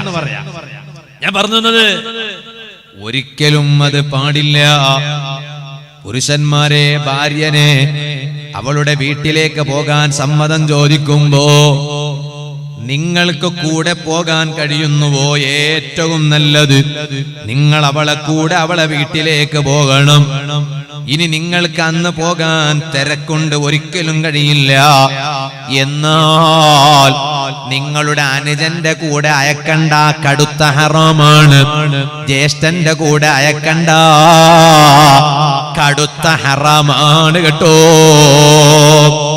നിങ്ങളെ ബാപ്പാന്റെയും ഉമ്മാന്റെയും കൂടെ അയക്കുക. എന്റെ ഭാര്യനെ ഓൾക്ക് വീട്ടിലേക്കൊന്ന് പോകാനുണ്ട്, എന്തോ വീട്ടിൽ പരിപാടിയുണ്ട്, എനിക്ക് വരാൻ ആഗ്രഹമുണ്ട്, പക്ഷെ ഇന്ന് എനിക്ക് വരാൻ കഴിയില്ല. അതുകൊണ്ട് ബാപ്പാനോട് പറയണം, ഉമ്മാനോട് പറയണം, നിങ്ങൾ അവളെ കൂട്ടിക്കൊണ്ടുപോയി വീട്ടിലാക്കിയിട്ട് വരി. അതാണ് അതിന്റെ മാന്യത. അല്ലാതെ ഭാര്യ വീട്ടിൽ ഒരു നല്ല കാര്യം നടക്കുമ്പോൾ നിങ്ങളുടെ തിരക്ക് കാരണം അവളെ വീട്ടിലേക്ക് നിങ്ങൾ പറഞ്ഞേക്കാതിരിക്കാൻ പാടില്ല. അവൾക്ക് പിന്നെ ദുനിയാവിൽ സന്തോഷം ഏതാണുള്ളത്? നമ്മുടെ വീട്ടിൽ അവൾ ചെയ്യുന്ന ഖിദ്മത്ത് മാത്രമാണോ? അടുക്കളയിൽ എടുക്കുന്ന പണികൾ മാത്രമാണോ? നമ്മുടെ വീട് വൃത്തിയാക്കൽ മാത്രമാണോ? നമുക്ക് ഭക്ഷണം ഉണ്ടാക്കി തരൽ മാത്രമാണോ? നമ്മുടെ കുട്ടികളെ നോക്കൽ മാത്രമാണോ? നമ്മുടെ കുട്ടികളെ സ്കൂളിലേക്ക് പറഞ്ഞേക്കൽ മാത്രമാണോ? അവരുടെ ജീവിതത്തിലും ഒരു സന്തോഷം വേണ്ടേ? ഇരിക്കട്ടെ, ഞാൻ പറഞ്ഞു വന്നത്, സുഹൃത്തുക്കളെ, നമ്മൾ നല്ലവരായി ജീവിച്ച് നല്ലവരായി മരിക്കാൻ നോക്കണം. ഞാൻ പറഞ്ഞ വിഷയം മറന്നോ എന്ന് എനിക്കറിയില്ല. നിങ്ങൾ ഒരിക്കലും മറക്കാൻ പാടില്ല. ചെറുപ്പക്കാരെ, അല്ലാഹ് തന്ന ആയുസ് നിസ്കരിക്കാൻ ചെലവഴിക്കണം. കല്യാണത്തിന്റെ പേരിൽ ഒരൊറ്റ അനാചാരത്തിന്റെ പിന്നാലെയും പോകാൻ പാടില്ല. ആർഭാടങ്ങളുടെ പിന്നാലെ പോകാൻ പാടില്ല. അനാശാസ്യ പ്രവർത്തനങ്ങളുടെ പിന്നാലെ പോകാൻ പാടില്ല. കല്യാണത്തിന്റെ അനാചാരത്തെ കുറിച്ച് ഞാൻ എന്റെ പല വാതിലും പറഞ്ഞതുകൊണ്ട്, ഈ അടുത്ത് തന്നെ നടന്ന പല ഉറൂസിന്റെ വാതിൽ ഞാൻ പറഞ്ഞതുകൊണ്ട് ഇപ്പോൾ അതൊരു ആവർത്തന വിരസതമായി പോകുമെന്ന് കരുതിയിട്ട് ഞാനിപ്പോൾ അതിലേക്ക് കടക്കുന്നില്ല. നിസ്കാരത്തെ കുറിച്ച് മഹാന്മാർ എന്താ പറഞ്ഞത്? അസ്വലാത്തു ഖിദ്മത്തുല്ലാഹി ഫിൽ അർളി. നിസ്കാരം എന്ന് പറഞ്ഞാൽ ഭൂമിയിൽ അല്ലാഹ്ക്ക് നമ്മൾ ചെയ്യുന്ന ഖിദ്മത്താണത്. ഭൂമിക്ക് അല്ലാഹു തആല ഭൂമിയിലെ അല്ലാഹ്ക്ക് നമ്മൾ അത് ചെയ്യുന്ന ഖിദ്മത്താണ്. ആ നിസ്കാരത്തിലുള്ള ഓരോ ചെയ്തികൾക്ക് പകരം നമുക്ക് വലിയ ദറജ റബ്ബിന്റെ കോടതിയിൽ കിട്ടാനുണ്ട്. എന്തിനേറെ പറയണം, ആ നിസ്കാരത്തിന് പരിപൂർണതയുണ്ട്, ന്യൂനതയുണ്ട്. ഫമൻ സ്വല്ല വലം യർഫഅ യദൈഹി ഫഹിയ ഖിദാത്. നിസ്കരിക്കുമ്പോൾ കൈ ഉയർത്തേണ്ടുന്ന സ്ഥലമുണ്ട്. തക്ബീറത്തുൽ ഇഹ്റാം, അല്ലാഹു അക്ബർ എന്ന് ചൊല്ലിയാ മതി. കൈ പൊക്കണമെന്നില്ല, കൈ കെട്ടണമെന്നില്ല. അല്ലാഹു അക്ബർ, അതാണ് ഫർള്. പക്ഷേ കയ്യങ്ങ് പൊക്കിയിട്ട് കൈകെട്ടൽ സുന്നത്താണ്. അതെ, കയ്യങ്ങ് പൊക്കൽ ഉയർത്തൽ സുന്നത്താണ്. ഇതുപോലെ ഫാത്തിഹ കഴിഞ്ഞ് സൂറത്ത് കഴിഞ്ഞ് റുക്കൂയിലേക്ക് പോകുമ്പോഴോ നേരെ കയ്യങ്ങ് അഴിച്ചു വിട്ട് റുക്കൂയിലേക്ക് പോയാൽ മതി. അപ്പോഴും അതാ കയ്യങ്ങ് ഉയർത്തിയിട്ട് റുക്കൂയിലേക്ക് പോകൽ സുന്നത്താണ്. ഇതുപോലെ റുക്കൂ കഴിഞ്ഞാലോ ഇഅ്തിദാലിലേക്ക് എണീറ്റ് നിൽക്കുമ്പോ കൈ ഉയർത്തേണ്ടുന്ന ആവശ്യമില്ല. അപ്പോഴും കയ്യങ്ങ് ഉയർത്തേണ്ടുന്നത് സുന്നത്താണ്. ആ കൈ ഉയർത്തുക എന്ന ഒരു ചെറിയ കാര്യം എന്ന് പറഞ്ഞാൽ പ്രതിഫലത്തിൽ അത് വലിയ കാര്യമാണ്. പക്ഷേ നമ്മുടെ കാഴ്ചയിലും നമ്മുടെ നോട്ടത്തിലും അതൊരു ചെറിയ കാര്യമാണെങ്കിൽ ആ കൈ ഉയർത്താതെ നിസ്കരിച്ചാൽ ആ നിസ്കാരം ഒരു കുറവുള്ള നിസ്കാരമാണ് കേട്ടോ, പരിപൂർണമായ നിസ്കാരമല്ല. എന്തേ കാരണമെന്നറിയോ? ഇന്ന ബികുല്ലി ഇശാറത്തിൻ ദറജതൻ ബഹസന. നിസ്കാരത്തിൽ നിങ്ങൾ ചെയ്യുന്ന ഓരോ സൂചനകൾക്ക് പോലും അതിന് പകരം ആഖിറത്തിൽ നിങ്ങൾക്ക് വലിയ പദവിയുണ്ട് കേട്ടോ. ഞാനൊരു ചെറിയ സൂചന പറയാം. അത്തഹിയാത്തിൽ ഇരിക്കുകയാണ്. ആ അത്തഹിയാത്തിൽ അതെ നിസ്കരിക്കുമ്പോൾ എങ്ങോട്ടേക്കാണ് നോക്കേണ്ടത്? അതാ ഒറ്റ സ്ഥലത്തേക്കാണ് നിസ്കാരത്തിൽ നോക്കേണ്ടത്. അത് ഏത് സ്ഥലത്തേക്കാണ്? സുജൂദിന്റെ സ്ഥലത്തേക്കാണ്. അത് നൃത്തത്തിലും അങ്ങനെ തന്നെ, റുകൂഇലും അങ്ങനെ തന്നെ, സുജൂദിലും അങ്ങനെ തന്നെ, ഇഅ്തിദാലിലും അങ്ങനെ തന്നെ. ഇതാണ് പ്രബലമായ അഭിപ്രായം.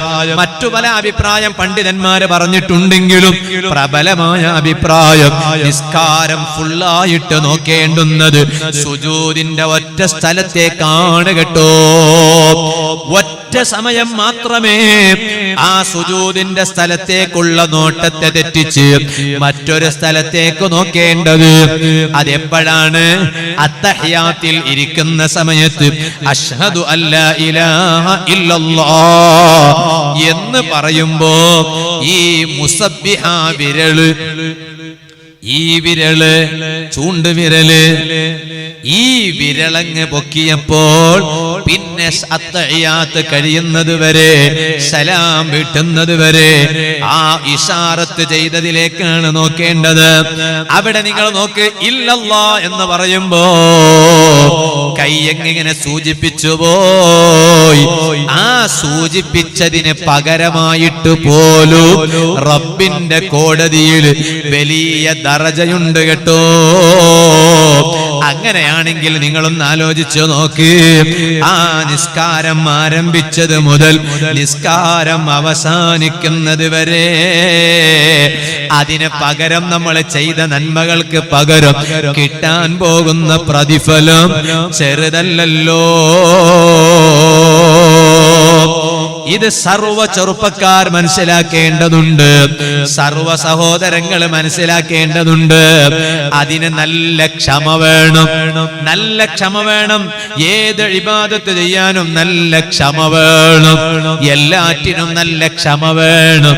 താടിരോമങ്ങൾ ഒരൽപ്പം നരച്ചു പോയാൽ, താടിരോമം ഒരൽപ്പം നരച്ചു പോയാൽ അതിനും നല്ല ക്ഷമ വേണം. എന്റെ അടുത്ത് ഇപ്പൊ ഒരാൾ ഇരുന്നിട്ട് തൊട്ടടുത്ത് ഇരുന്നിട്ട് എന്നോട് പറഞ്ഞു, അതെ നിരക്കാൻ തുടങ്ങിയല്ലോ. അതേ നിരക്കാൻ തുടങ്ങും എന്നും തന്നെയാണോ? അന്ന് നിങ്ങളെ നാട്ടിലേക്ക് വന്ന നൗഫൽ സഖാഫി തന്നെ ഇന്നും ആകണം? അതിനെ പറ്റുമോ? പറ്റൂല. നിരക്കാൻ തുടങ്ങും, വയസ്സ് കൂടുന്തോറും നിരക്കും. പക്ഷെ അതല്ല ബേജാറ്. ബേജാറേതാണ്? നരച്ചാലും എനിക്ക് നരൊന്നും ബാധിച്ചിട്ടില്ല എന്ന് കരുതിയിട്ട് ആ നര കാണിക്കാത്തതുപോലെ നടിക്കുന്ന ചില ആളുകളുണ്ട്. അതിനാണ് നിങ്ങൾക്കൊക്കെ മനസ്സിലാകുന്ന രൂപത്തിൽ പറയണമെങ്കിൽ പറയട്ടെ, ആ നരച്ച താടിരോമങ്ങൾക്കും തലമുടിക്കും അതാ ഡൈയിടുന്ന സ്വഭാവം, അത് കറുപ്പിക്കുന്ന സ്വഭാവം. എന്നിട്ട് പറയാണ്, ഉസ്താദ് ഇപ്പൊ ഒരു മൈലാഞ്ചി വന്നിട്ടുണ്ട്, കറുപ്പിക്കണതാണ്. എന്ത് പണിയാണെങ്കിലും ശരി, കറുപ്പിക്കുന്നതാണോ?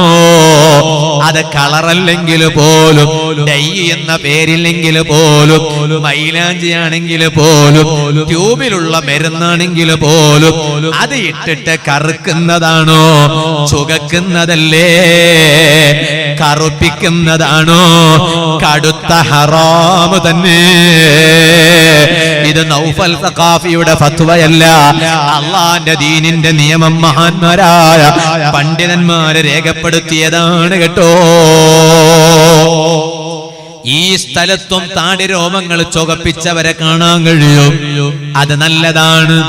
നരച്ച താടിരോമം ചുവപ്പിക്കുന്നതിന് വിരോധമല്ല എന്ന് മാത്രല്ല, ആ ചുവപ്പിക്കുന്നത് പുണ്യമാണ്, സുന്നത്താണ്. അതുകൊണ്ടല്ലേ മഹാന്മാർ പറഞ്ഞത്, വൽ ഹുംറതു ഖിലാബുൽ മുസ്ലിം, ഒരു മുസ്ലിമിന്റെ കളർ ഏതാണ്? അത് ചുവപ്പാണ് എന്ന് പറഞ്ഞാൽ, അതേ മുഖത്തുള്ള താടിരോമങ്ങൾ നരച്ചാൽ, തലയിലെ മുടി നരച്ചാൽ നിങ്ങൾക്ക് മൈലാഞ്ചി ഇട്ടിട്ട് ചുവപ്പിച്ചേക്കാം, അത് നല്ലത് തന്നെയാണ്, അതിന് പ്രതിഫലമുണ്ട്. അത് ഫഇന്നഹു ദഅബു സ്വാലിഹീന, കിതാബിലൊക്കെ ഉള്ളത് അതാണ്. അത് മുൻഗാമികളായ സ്വാലിഹീങ്ങളുടെ പതിവ് അങ്ങനെയാണിരുന്നു. നരച്ച രോമങ്ങളെ അവർ മൈലാഞ്ചിയും അത് ഇട്ടിട്ട് ചുവപ്പിക്കാറുണ്ടായിരുന്നു. ഇത് പറഞ്ഞതിന് ശേഷം പണ്ഡിതന്മാര് പറയാണ്, എന്നാൽ അറിയോ, വസ്സവാദു ഖിലാബുൽ കാഫിർ, താടിരോമങ്ങളെ കറുപ്പിക്കുക എന്നത് അവിശ്വാസികളുടെ സ്വഭാവമാണ് കേട്ടോ. ഈമാനുള്ള മനുഷ്യൻ അവിശ്വാസിയായാൽ പറ്റുമോ?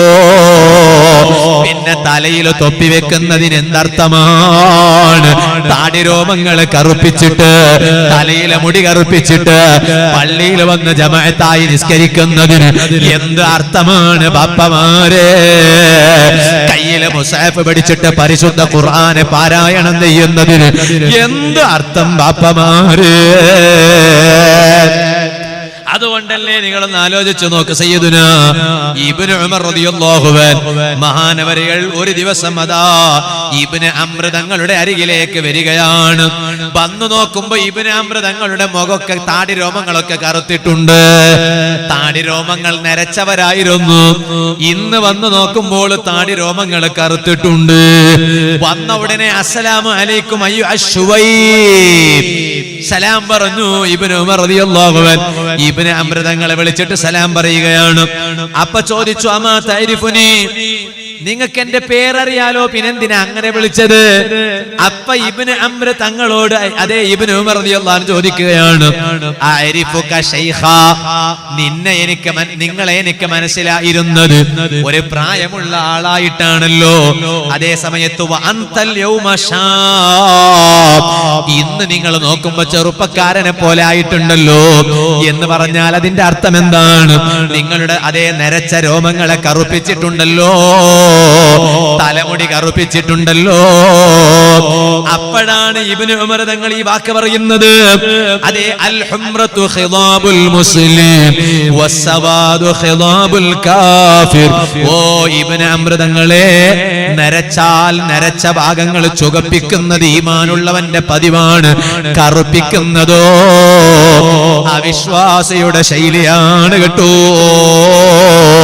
നിങ്ങൾ ഒരിക്കലും അത്തരത്തിലുള്ള ആളാകാൻ പാടില്ല. ഇബ്നു ഉമർ റളിയല്ലാഹു അൻഹു ഇബ്നു അംർ തങ്ങളെ ഉപദേശിക്കുന്നു.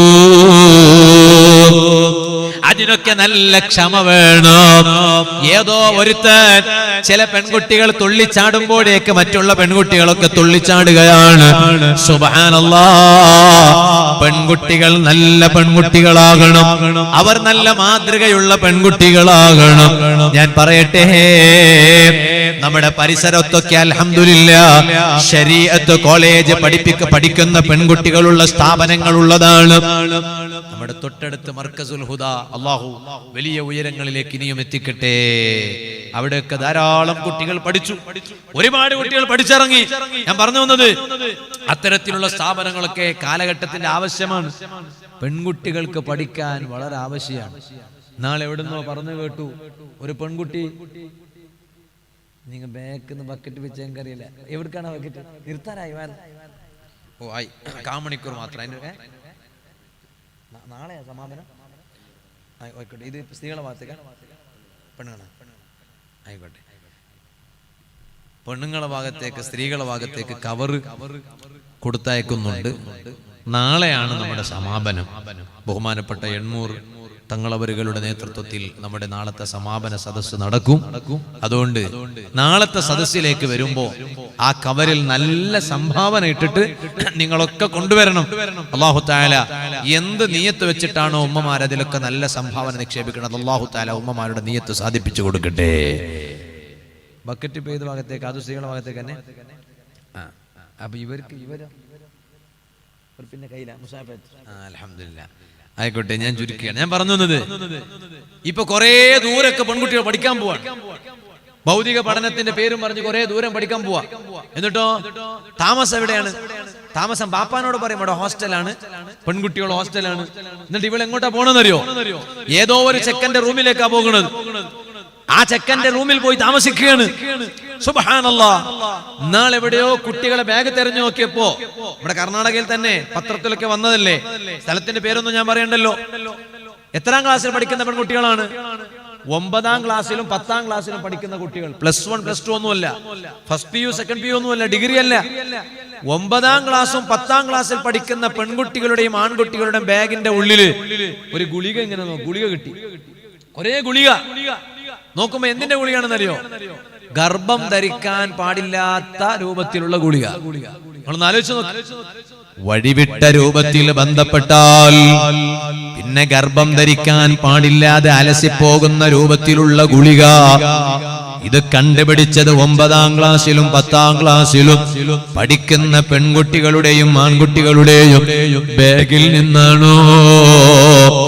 ഏത് ധൈര്യത്തിലാണ് നമ്മുടെ മക്കളെ കുറെ ദൂരെയങ്ങ് പറഞ്ഞ് പഠിപ്പിക്കുന്നത്? ബാപ്പ അയക്കുന്നത് നല്ല നിയത്തിലാണ്, ഉമ്മ അയക്കുന്നത് നല്ല നിയത്തിലാണ്. പക്ഷേ മക്കൾ അത് മിസ്യൂസ് ചെയ്യുകയാണ്. നമ്മുടെ മക്കൾ ഒരിക്കലും അത്തരത്തിലുള്ള മക്കളാകാൻ പാടില്ല. ആ മക്കൾക്ക് നല്ല ഇൽമു കൊടുക്കണേ. ദുനിയാവ് പഠിപ്പിക്കണ്ട എന്നല്ല പറയുന്നത്, നല്ല വണ്ണം പഠിപ്പിച്ചോ. പക്ഷേ ആ ദുനിയാവിന്റെ പഠിപ്പിനെയും മറികടക്കുന്ന ആത്മീയമായ ഇൽമ് നമ്മുടെ മക്കൾക്ക് പഠിപ്പിക്കാൻ മറന്നുപോകല്ലേ രക്ഷിതാക്കളെ. ഇന്ന് ഞാൻ നിങ്ങളെ നാട്ടിലേക്ക് വഅദിന് വന്നത് എവിടുന്നാണ്? കാസർഗോഡ് ജില്ലയിൽ പൈക്ക എന്ന സ്ഥലത്ത്. ഇന്ന് പകല് ഞാൻ അവിടെ ഒരു വഅദ് കഴിഞ്ഞിട്ടാണ് ഇങ്ങോട്ട് വന്നത്. അവിടെ ഒരു ഷരീഫ് ഹസനി ഉസ്താദ് ഉണ്ട്. ഞങ്ങൾ രണ്ടുപേരും ഒരേ ദർസിൽ വന്യരായ ശൈഖുന മുഈസുന്ന പൊന്മള ഉസ്താദിന്റെ ദർസിൽ ഓതി പഠിച്ചവരാണ്. അദ്ദേഹം എന്നെക്കാൾ എത്രയോ സീനിയർ ആണ്, ഞാൻ അദ്ദേഹത്തെക്കാൾ എത്രയോ ജൂനിയർ ആണ്. അങ്ങനെ അദ്ദേഹത്തിന്റെ വീട്ടിൽ ഏകദേശം 2000 ആളുകൾ ചേർന്നുകൊണ്ടുള്ള നല്ല ബദർ മൗലിദിന്റെ മജ്ലിസ് നടന്നു. ഇതുപോലെ തന്നെ ദിക്റുകൾ നടന്നു, ഖുർആൻ ഖത്മുകൾ നടന്നു, ദുആ നടന്നു. ആരുടെ പേരിലാണ്? അദ്ദേഹത്തിന്റെ ഉമ്മയും ബാപ്പയും മരിച്ചിട്ടുണ്ട്. ആ മരണപ്പെട്ടു പോയ മാതാപിതാക്കളെ പേരിലാണ്. 2000 ആളുകൾ അവിടെ ഒരുമിച്ചുകൂടി. എന്നിട്ടോ എല്ലാരെ കൊണ്ട് ഖുർആൻ ഓതിപ്പിച്ച് ദിക്ർ ചൊല്ലിപ്പിച്ച് ഉമ്മാന്റെ പേരിൽ ബാപ്പാന്റെ പേരിൽ അദ്ദേഹം അവിടുന്ന് ഭക്ഷണം കൊടുത്തു.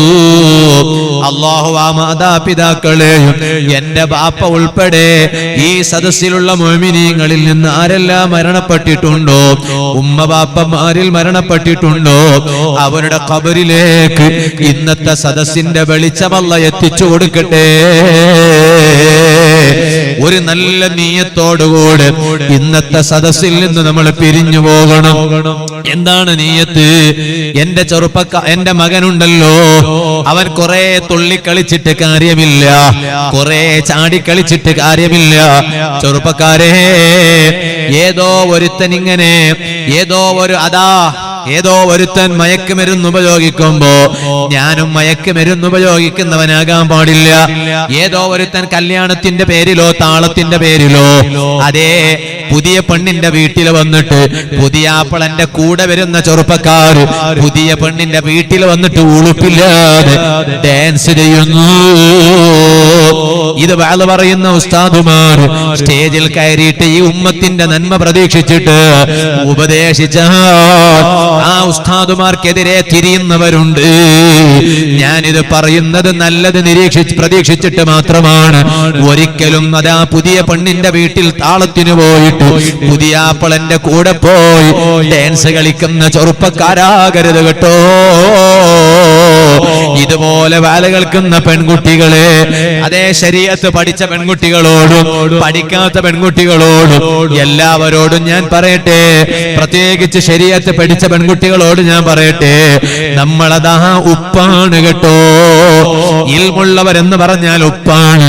എനിക്ക് ഇൽമുണ്ടെന്ന് ജനങ്ങൾ തെറ്റിദ്ധരിച്ചിട്ടുണ്ട്. ഞാനും ഒരു ഉപ്പാണ്. ശരീഅത്തിൽ പഠിച്ച പെൺകുട്ടികളോട് ഞാൻ പറയട്ടെ, നിങ്ങൾ ഉപ്പാണ്. എന്തേ അതങ്ങനെ പറയാൻ കാരണം? അത് ഈസാ നബി അലൈഹിസ്സലാം പറഞ്ഞ വാചകമാണ്. ഇമാം അഹ്മദ് ഇബ്നു ഹംബൽ ശൈബാനി തങ്ങള് കിതാബ് സുഹദിൽ അത് രേഖപ്പെടുത്തിയിട്ടുണ്ട്. ഉപ്പിനൊരു സ്വഭാവമുണ്ട്. ഏത് സാധനം കേടായാലോ ഉപ്പിനെ കൊണ്ട് നന്നാക്കാൻ പറ്റും. അതേ സമയത്ത് ഉപ്പ് കേടായാലോ നന്നാക്കാൻ പറ്റൂല. ശരീഅത്ത് പഠിച്ച പെൺകുട്ടികളുടെ കല്യാണത്തിൽ തന്നെ bride to be, groom to be. സുബ്ഹാനല്ലാഹ്. അങ്ങനെയാണെങ്കിൽ പിന്നെ പഠിക്കാത്ത പെൺകുട്ടികളുടെ അവസ്ഥ എന്തിനാണ് പിന്നെ ശരീഅത്ത് പഠിക്കുന്നത്? ശരീഅത്ത് പഠിച്ച പെൺകുട്ടികളാണ് മറ്റു പെൺകുട്ടികളെക്കാളും അച്ചടക്കത്തിൽ ഉള്ളത്. അതങ്ങനെ തന്നെയാണ്. ഇനി അല്ല എങ്കിൽ ഉണ്ടാകേണ്ടത് അങ്ങനെയാണ്. എല്ലാ പെൺകുട്ടികൾ അങ്ങനെയാണെന്ന് ഞാൻ പറഞ്ഞു എന്ന് തെറ്റിദ്ധരിക്കണ്ട. സുബ്ഹാനല്ലാഹ്. നാളെ ഞാനൊരു സ്ഥലത്ത് പോയപ്പോ അവിടെ ഒരു പെൺ പെൺകുട്ടിയുടെ കല്യാണത്തെ കുറിച്ച് പറഞ്ഞതാണ്. ഇതുപോലെ ശരീഅത്ത് പഠിച്ച ചില പെൺകുട്ടികളുണ്ട്.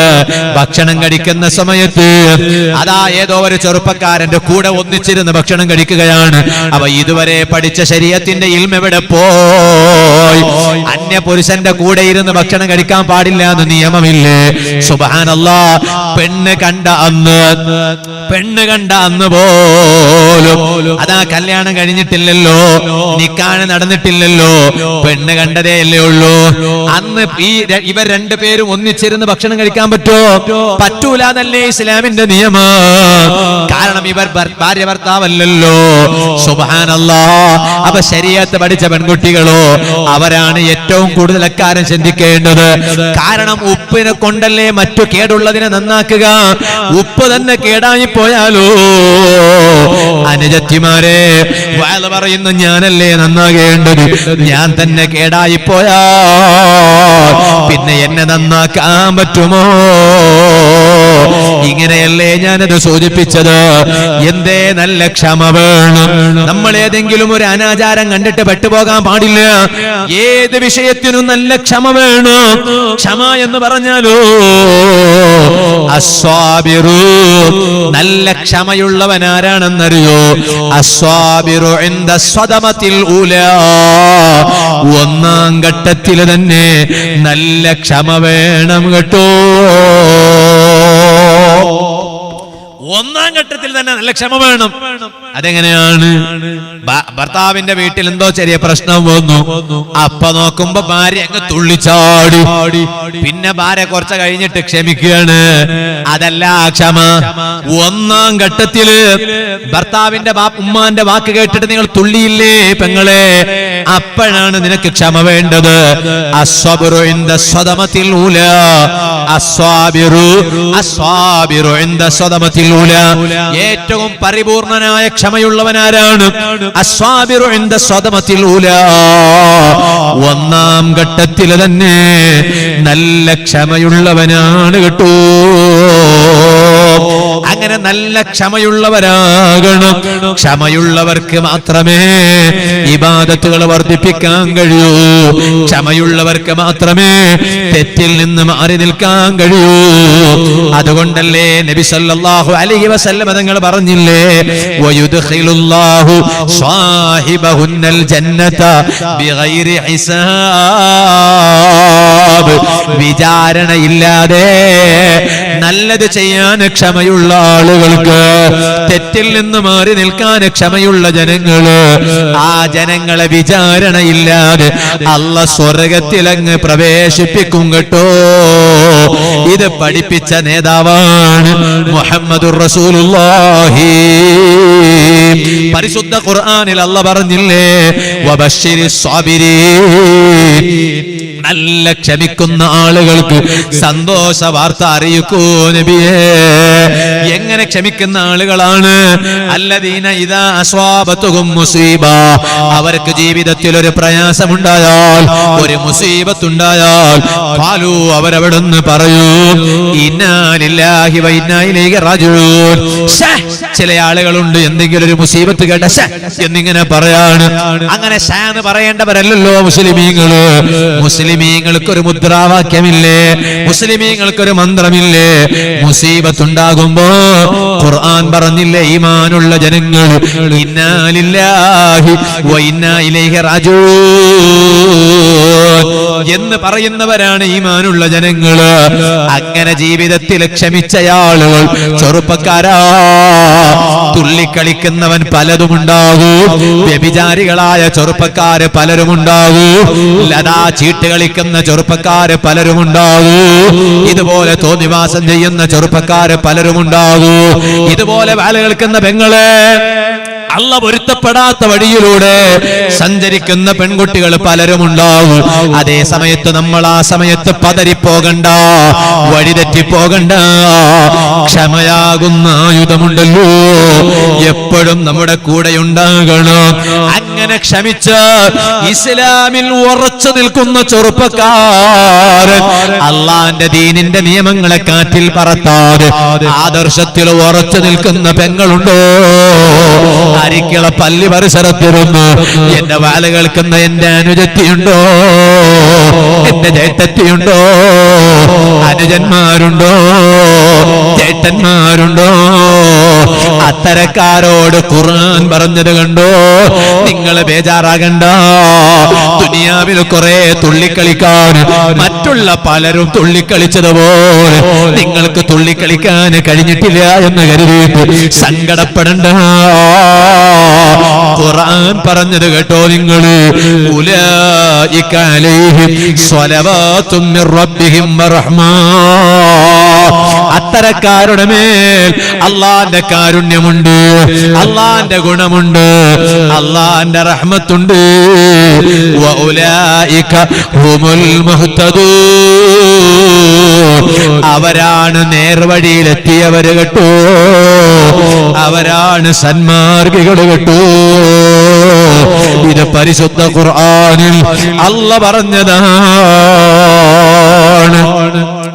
ആ നല്ല ക്ഷമയോടെ ധാരാളം നല്ലത് ചെയ്ത് തെറ്റുകളിൽ നിന്ന് മാറി നിന്ന് അള്ളാഹു ബഹുമാനിച്ചതിനെ ബഹുമാനിച്ച്, അള്ളാഹ് ആദരിച്ചതിനെ ആദരിച്ച്, അള്ളാഹ് പരിഗണിക്കണമെന്ന് പറഞ്ഞവരെ പരിഗണിച്ച്, പാപ്പാന്റെ മനസ്സ് വേദനിപ്പിക്കാതെ, ഉമ്മാന്റെ മനസ്സ് വേദനിപ്പിക്കാതെ, അതേ ബിർറുൽ വാലിദൈൻ.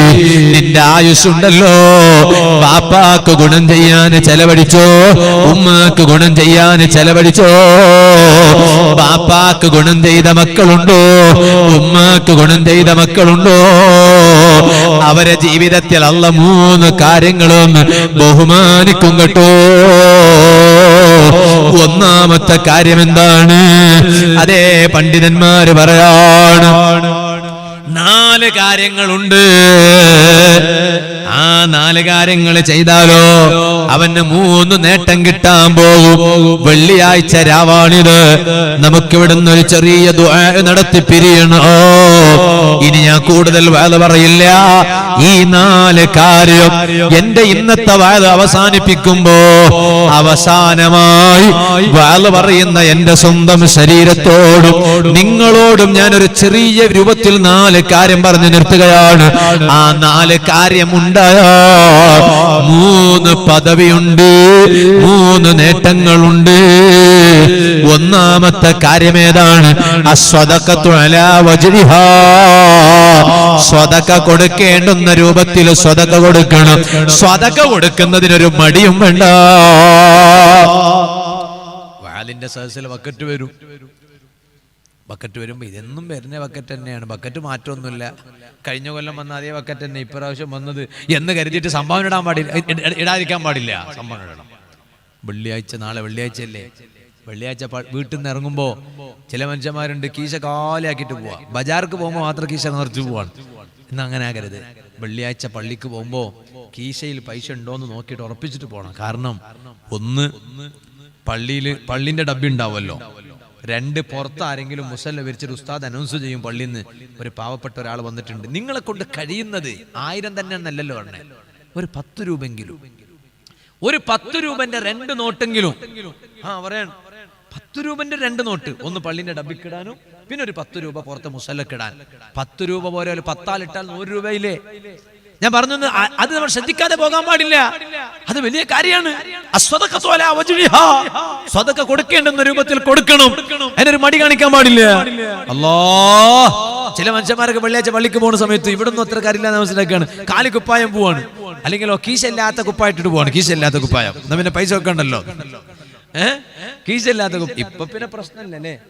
കാരണം പുറത്ത് സ്വതക്കൊക്കെ വന്ന ആളുണ്ടെങ്കിലും ആരോട് പറയും പൈസ കൊടുത്തില്ല, ഗൂഗിൾ പേ ഉണ്ടോന്ന് ചോദിക്കും. ഗൂഗിൾ പേ ഉണ്ടോന്ന്. സ്വതക്കൊക്കെ വന്ന പുറത്തുനിന്നാണ് അയാൾ പറയും ഗൂഗിൾ പേ ഉണ്ട്. എന്നാ പിന്നെ അതിലേക്ക് കിട്ടിയാൽ ടൈയാണ് ഇവിടെ ഇങ്ങനെ അമർത്തിയതേ ഉള്ളൂ. ടൈയാന്ന് ഒച്ച കേട്ടു. എന്താ സംഭവം? എന്നാ ടൈയാന്ന് കേട്ടെന്താ? മറ്റയാൾക്ക് സന്തോഷമായി, ഇയാൾക്ക് സങ്കട. കാരണം ഇവിടുന്ന് കട്ടായി അങ്ങോട്ട് പോയി എന്നതിന്റെ അർത്ഥം. പണ്ട് നമ്മളൊരു ബ്ലൂടൂത്ത് ഉണ്ടോന്നല്ലേ ചോദിച്ചോണ്ട് ഇന്ന് എന്ത് ബ്ലൂടൂത്ത്? ഇന്ന് ബ്ലൂടൂത്ത് ആർക്കും വേണ്ട. ഗൂഗിൾ പേ ഫോൺ പേ എല്ലാവരും ചോദിക്കണം ഗൂഗിൾ പേ ഉണ്ടോ ഫോൺ പേ ഉണ്ടോ എന്ന് പറഞ്ഞു. സുബ്ഹാനല്ലാഹ്. ഞാൻ പറഞ്ഞത് അപ്പൊ അതുകൊണ്ട് എല്ലാ മിസ്കിൻ വരുന്നവന്റെ കയ്യിൽ ഗൂഗിൾ പേ ഒന്നും ഉണ്ടായിക്കൊള്ളുന്നില്ല. കുറെ പ്രായമുള്ള ഉപ്പുണ്ട്, അയാൾ ഗൂഗിൾ പേ കേട്ടാൽ ചിലപ്പോൾ ഞെട്ടിപ്പോവും. അല്ലാതെ തന്നെ അയാളെ മകളെ കല്യാണത്തിന് സങ്കടത്തോടെ അയാൾ വന്നതാ പിരിവിന്. ഇനി ഗൂഗിൾ പേയും കൂടി കേട്ടാൽ അയാൾ പിന്നെ ഞെട്ടിപ്പോവും. പിന്നെ ഞാൻ പറഞ്ഞത് അതുകൊണ്ട് പള്ളിക്ക് പോകുന്ന സമയത്ത് കീശയിൽ ഒരു ചെറിയ സംഖ്യയെങ്കിലും കരുതി വെക്കുക. ഒന്ന് അത്, രണ്ടാമത്തത് വസ്തുനാവുൽ മഅറൂഫ്. ഇനി ഞാൻ ഇന്നത്തെ വേല കേൾക്കുന്ന ഉമ്മമാരോട് പറയട്ടെ, വെള്ളിയാഴ്ച ദിവസം നിങ്ങളൊരു കാര്യം ചെയ്യണം. നിങ്ങളെ ഭർത്താവ് പള്ളിക്ക് പോകുമ്പോ നിങ്ങളെ പർസിൽ ഒരു പൈസ ഉണ്ടാവും. സ്ത്രീകൾക്ക് ഒരു പ്രത്യേകമായ പർസ് ഉണ്ടാവും അല്ലേ? പുരുഷന്മാര് അവര് വീട്ടിന്റെ ചെലവ് നോക്കുന്നത് ശരിയാണ്, പക്ഷെ ഇടക്കിടക്ക് ഭാര്യക്ക് പോക്കറ്റ് മണി എന്ന് പറഞ്ഞിട്ട് ചെറിയൊരു പൈസ കൊടുക്കണം. ഇടയ്ക്കൊരു 500 കൊടുക്കണം, ഇടയ്ക്കൊരു 100 കൊടുക്കണം, ഇടയ്ക്കൊരു 50 കൊടുക്കണം, ഇടയ്ക്ക് ഒരു 20ന്റെ ഒറ്റ നോട്ട് കൊടുക്കണം, ഇടയ്ക്ക് ഒരു 20ന്റെ 2 നോട്ട് നിറഞ്ഞ 10 ആക്കിയിട്ട് കൊടുക്കണം. കാരണം സ്ത്രീകൾക്ക് അവരുടേതായ ചില കാര്യങ്ങൾ ഉണ്ടാവും. എന്നാൽ ഞാൻ ഉമ്മമാരോട് പറയട്ടെ, ഇനിയിപ്പോ ഇതും കേട്ടിട്ട് ഏതെങ്കിലും ഒരു ഭർത്താവ് പ്രശ്നം ഉണ്ടാക്കണ്ട. എല്ലാ വാദവും ഒറ്റ ദിവസം വാദം പറയാൻ പറ്റൂലല്ലോ. ഉസ്താദേ, എന്റെ ഭാര്യ ആ കിട്ടുന്ന പൈസ കൊണ്ടൊക്കെ തോന്നിവാസം ചെയ്യുന്നു, എന്നാ അതിന് ഉത്തരവാദി നിങ്ങളെ ഭാര്യയാണ്, എനിക്കതറിയില്ലല്ലോ. ഭാര്യ നല്ലവളെന്ന് കരുതിയിട്ടാണ് ഞാൻ പറഞ്ഞത്. അല്ലാതെ തന്നെ ഒരു വിഷയത്തിന്റെ എല്ലാ മുഖം ഒറ്റ വാദം കൊണ്ട് പറഞ്ഞു തീർക്കാൻ കഴിയില്ലല്ലോ. പക്ഷേ ഉമ്മമാരോട് ഞാൻ പറയട്ടെ, നാളത്തെ വെള്ളിയാഴ്ച മുതൽ തുടങ്ങിക്കോ. നാളത്തെ വെള്ളിയാഴ്ച മുതൽ തുടങ്ങിക്കോ. ഒരു വാല കേട്ട് പിരിഞ്ഞു പോയിട്ട് നമ്മുടെ ജീവിതത്തിൽ എന്തെങ്കിലും ഒരു പുതിയ അമല് തുടങ്ങണ്ടേ? നമ്മള് വെറുതെ ഇങ്ങനെ കൂടിയിട്ട് പിരിഞ്ഞു പോയിട്ട് കാര്യമുണ്ടോ? ഞാൻ ഇവിടെ വന്നിട്ട് കുറെ ഒച്ച വെച്ച് പോയത് കൊണ്ട് കാര്യമുണ്ടോ? അതുകൊണ്ട് ജീവിതത്തിൽ ഒരു വാലങ്ങ് കഴിയുമ്പോഴേക്ക് ഇന്നേ വരെ ചെയ്യാത്തവര് പുതിയ കാര്യം ചെയ്യണം.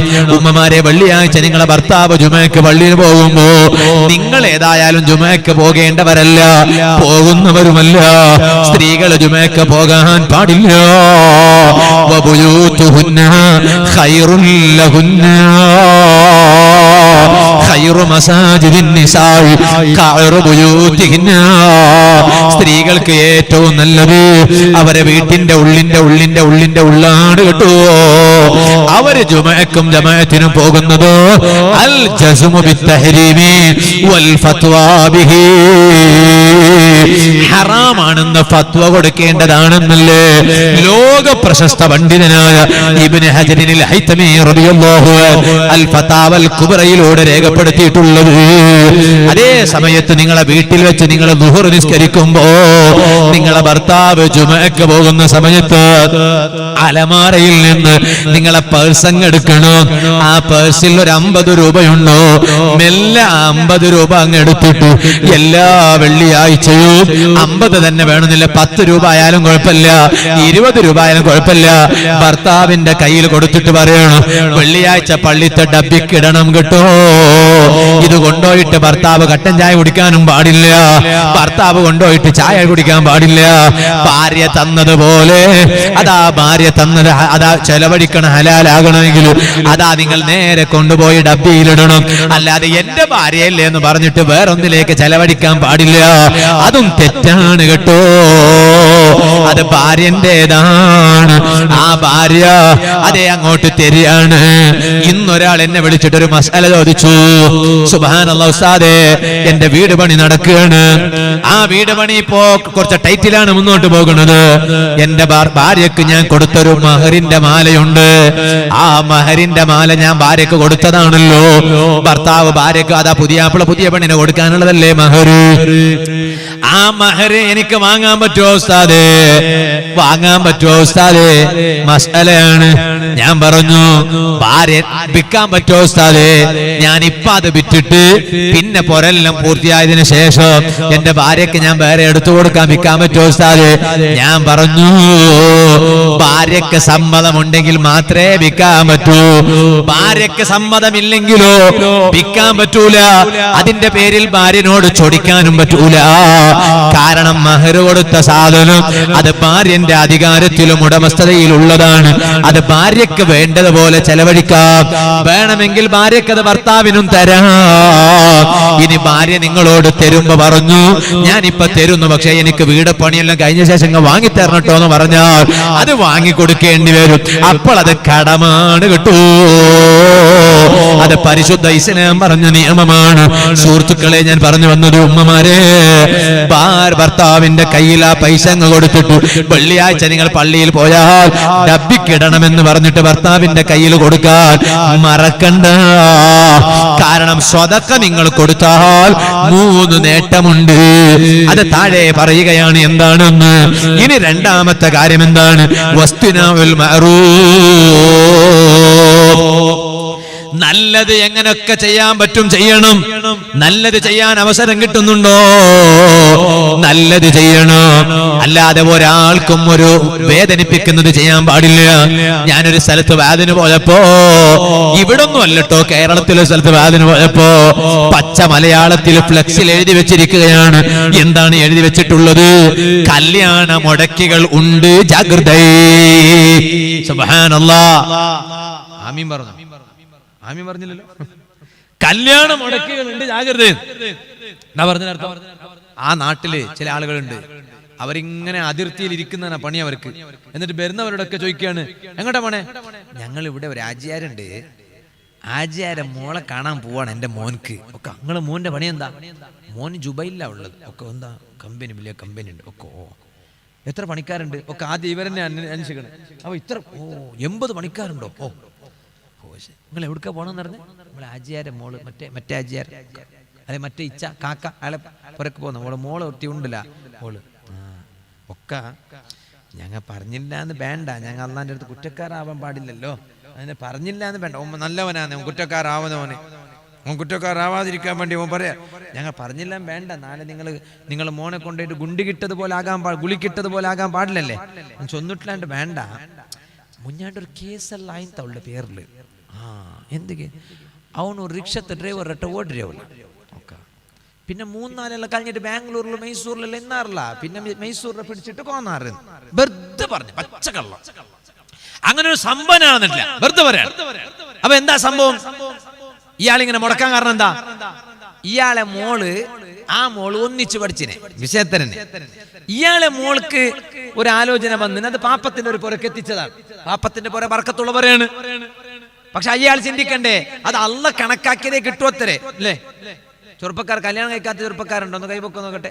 ഇപ്പൊ എല്ലാം പറഞ്ഞ് നിർത്തി, ഒറ്റ നിന്റെ കൈ പൊങ്ങുന്നില്ല. കാരണം പണ്ടെല്ലാം മംഗലാവാന്ന് പറഞ്ഞ ഭയങ്കര പേടി.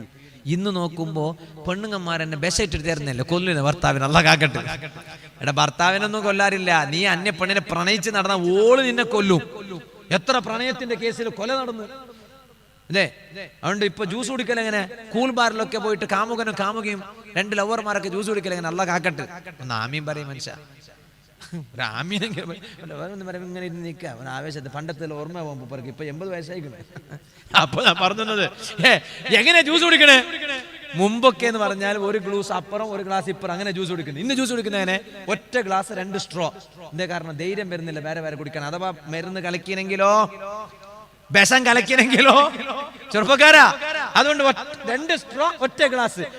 അതുകൊണ്ട് ഓൾ കുടിക്കുന്നെങ്കിൽ മാത്രം ഞാൻ കുടിക്കാൻ. അപ്പൊ ഓളും കൂടി കുടിക്കുന്നെങ്കിൽ മനസ്സിലായി എന്ന് മനസ്സിലായി. വിഷയിട്ടിട്ടില്ല, അല്ലെങ്കിൽ വിഷയിട്ടിട്ടുണ്ടാവും. ഓൾ എന്നോട് തന്നെ ഞാൻ കുടിക്കണില്ല, അപ്പൊ നിങ്ങൾ ഇങ്ങനെ കുടിക്കിപ്പ, നീ കുടിക്കടാ, നീ കുടിക്കുന്ന പറഞ്ഞാൽ എന്തോ ഇട്ടുകൊണ്ടു അതിന്റെ അർത്ഥം. ഞാൻ പറഞ്ഞു വന്നത് സുഹൃത്തുക്കളെ, ഞാൻ പറഞ്ഞു വന്നത് അങ്ങനെ ചില കല്യാണ മുടക്കികളുണ്ട്. എന്റെ മകളെ കൂടെ പഠിച്ച പെൺകുട്ടിയാണ് അവള്. എന്റെ മകൾക്ക് വലിയ ആലോചന ഒന്നും കിട്ടിയില്ല.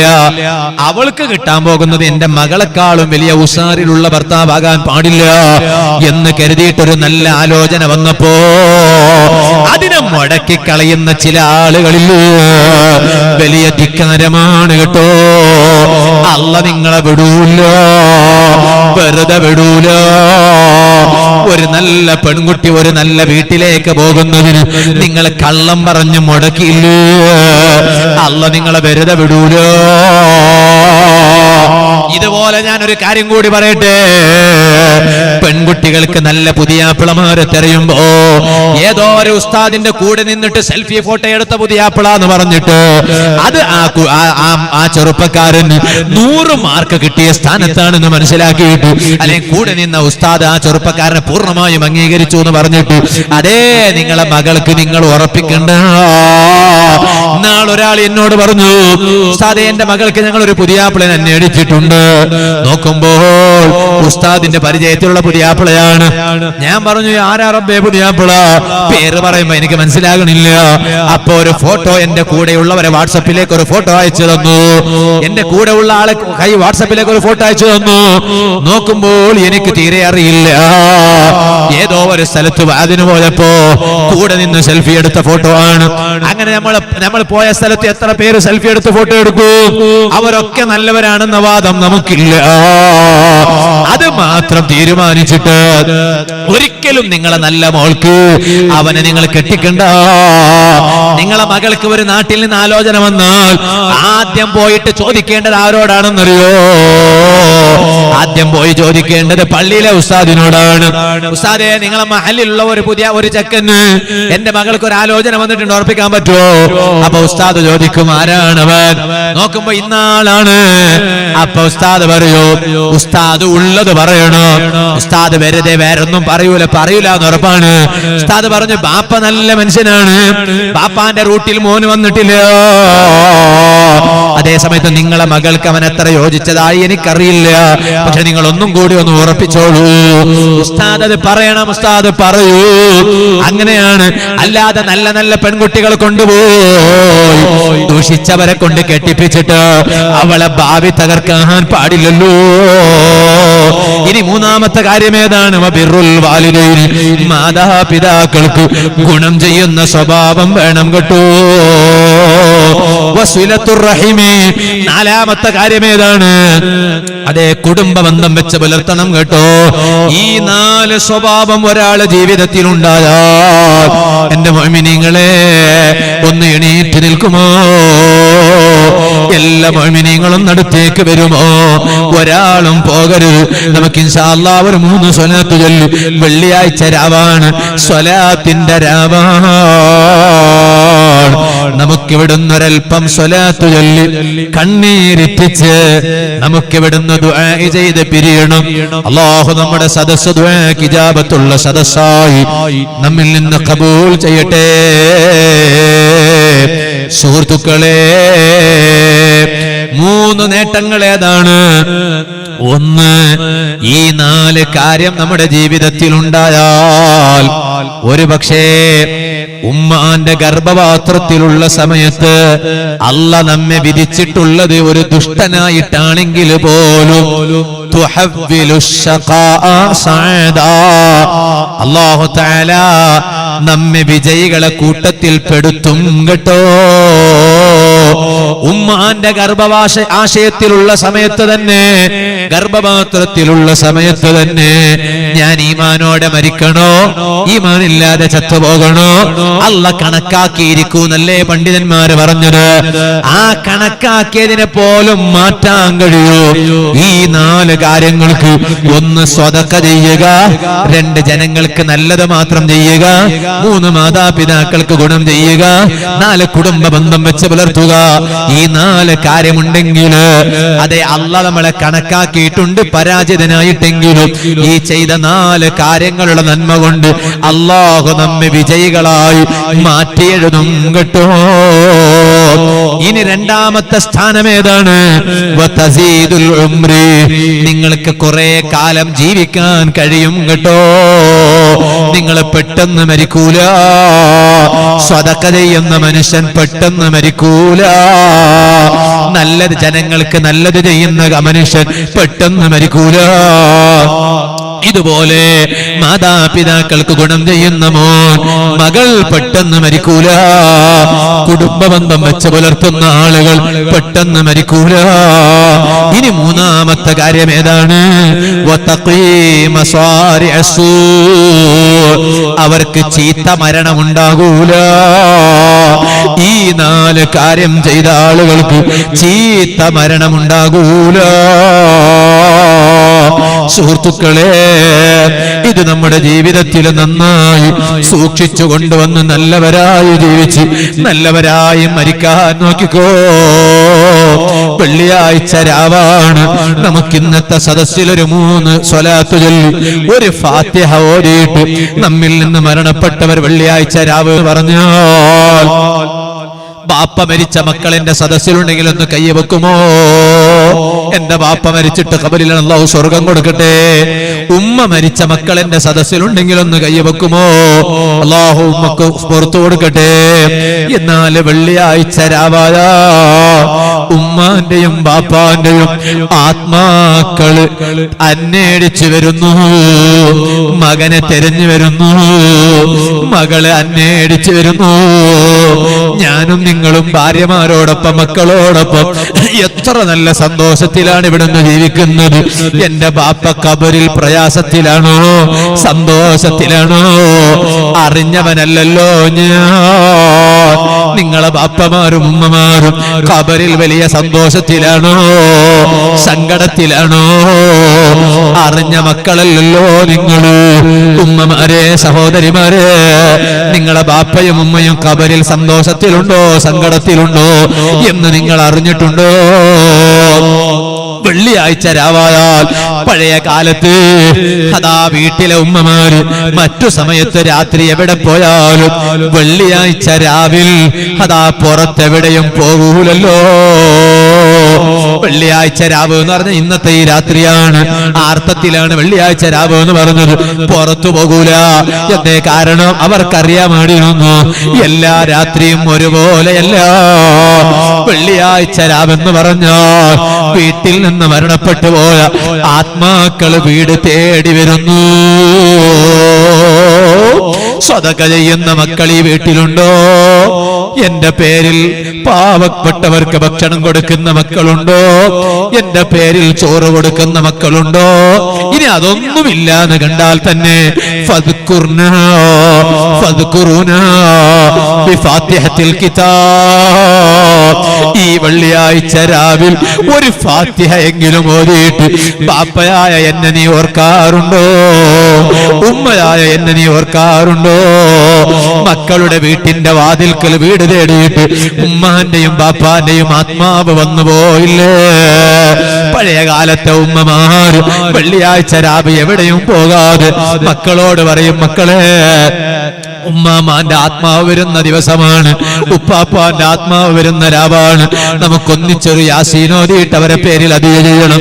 ഇന്ന് വെള്ളിയാഴ്ച രാവിലെ വീട്ടിലിരുന്ന് യാസീനോദുന്ന പാപ്പമാരുണ്ടോ? ഉമ്മമാരുണ്ടോ? കല്യാണം കഴിഞ്ഞിട്ട് ഭർത്താവിന്റെ വീട്ടിൽ പോയ പെണ്ണുണ്ടോ? കല്യാണം കഴിഞ്ഞിട്ട് ഇങ്ങോട്ട് വന്ന പെണ്ണുണ്ടോ? എല്ലാ രാവും ഇന്ന് കണക്കല്ലേ? വെള്ളിയാഴ്ച രാവും മറ്റു രാവും കണക്കല്ലേ?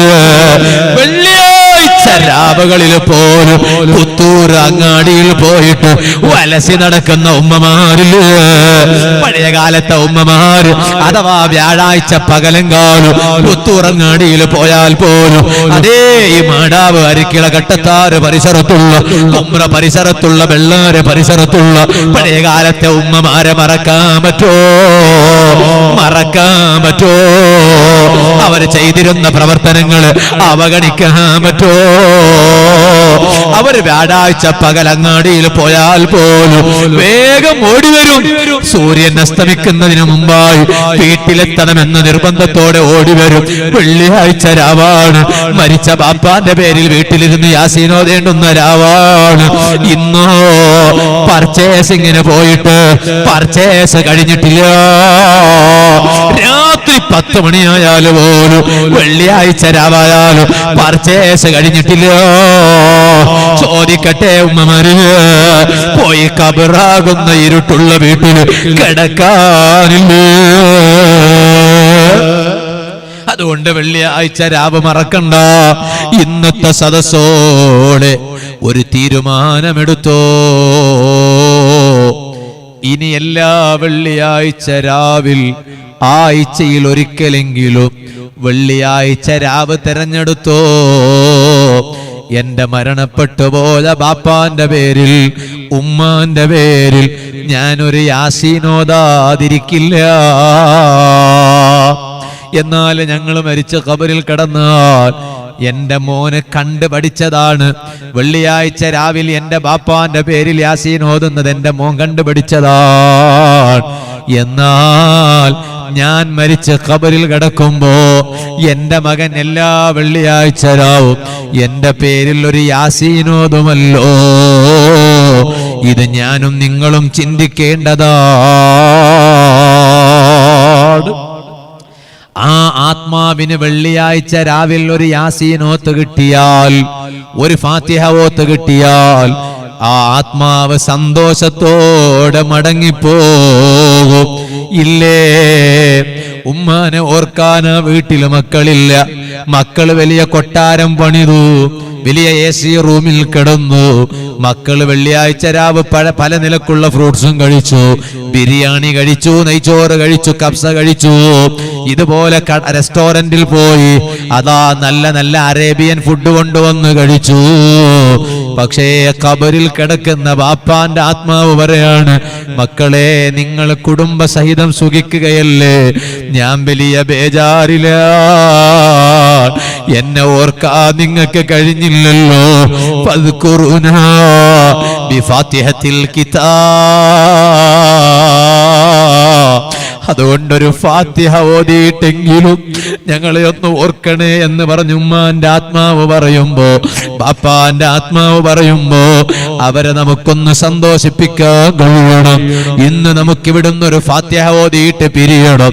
അർഹമുർ റഹീമീനായ റബ്ബേ, സാധുക്കളായ നമുക്ക് നീ അതിന് തൗഫീഖ് ചെയ്യണേ അല്ലാഹ്.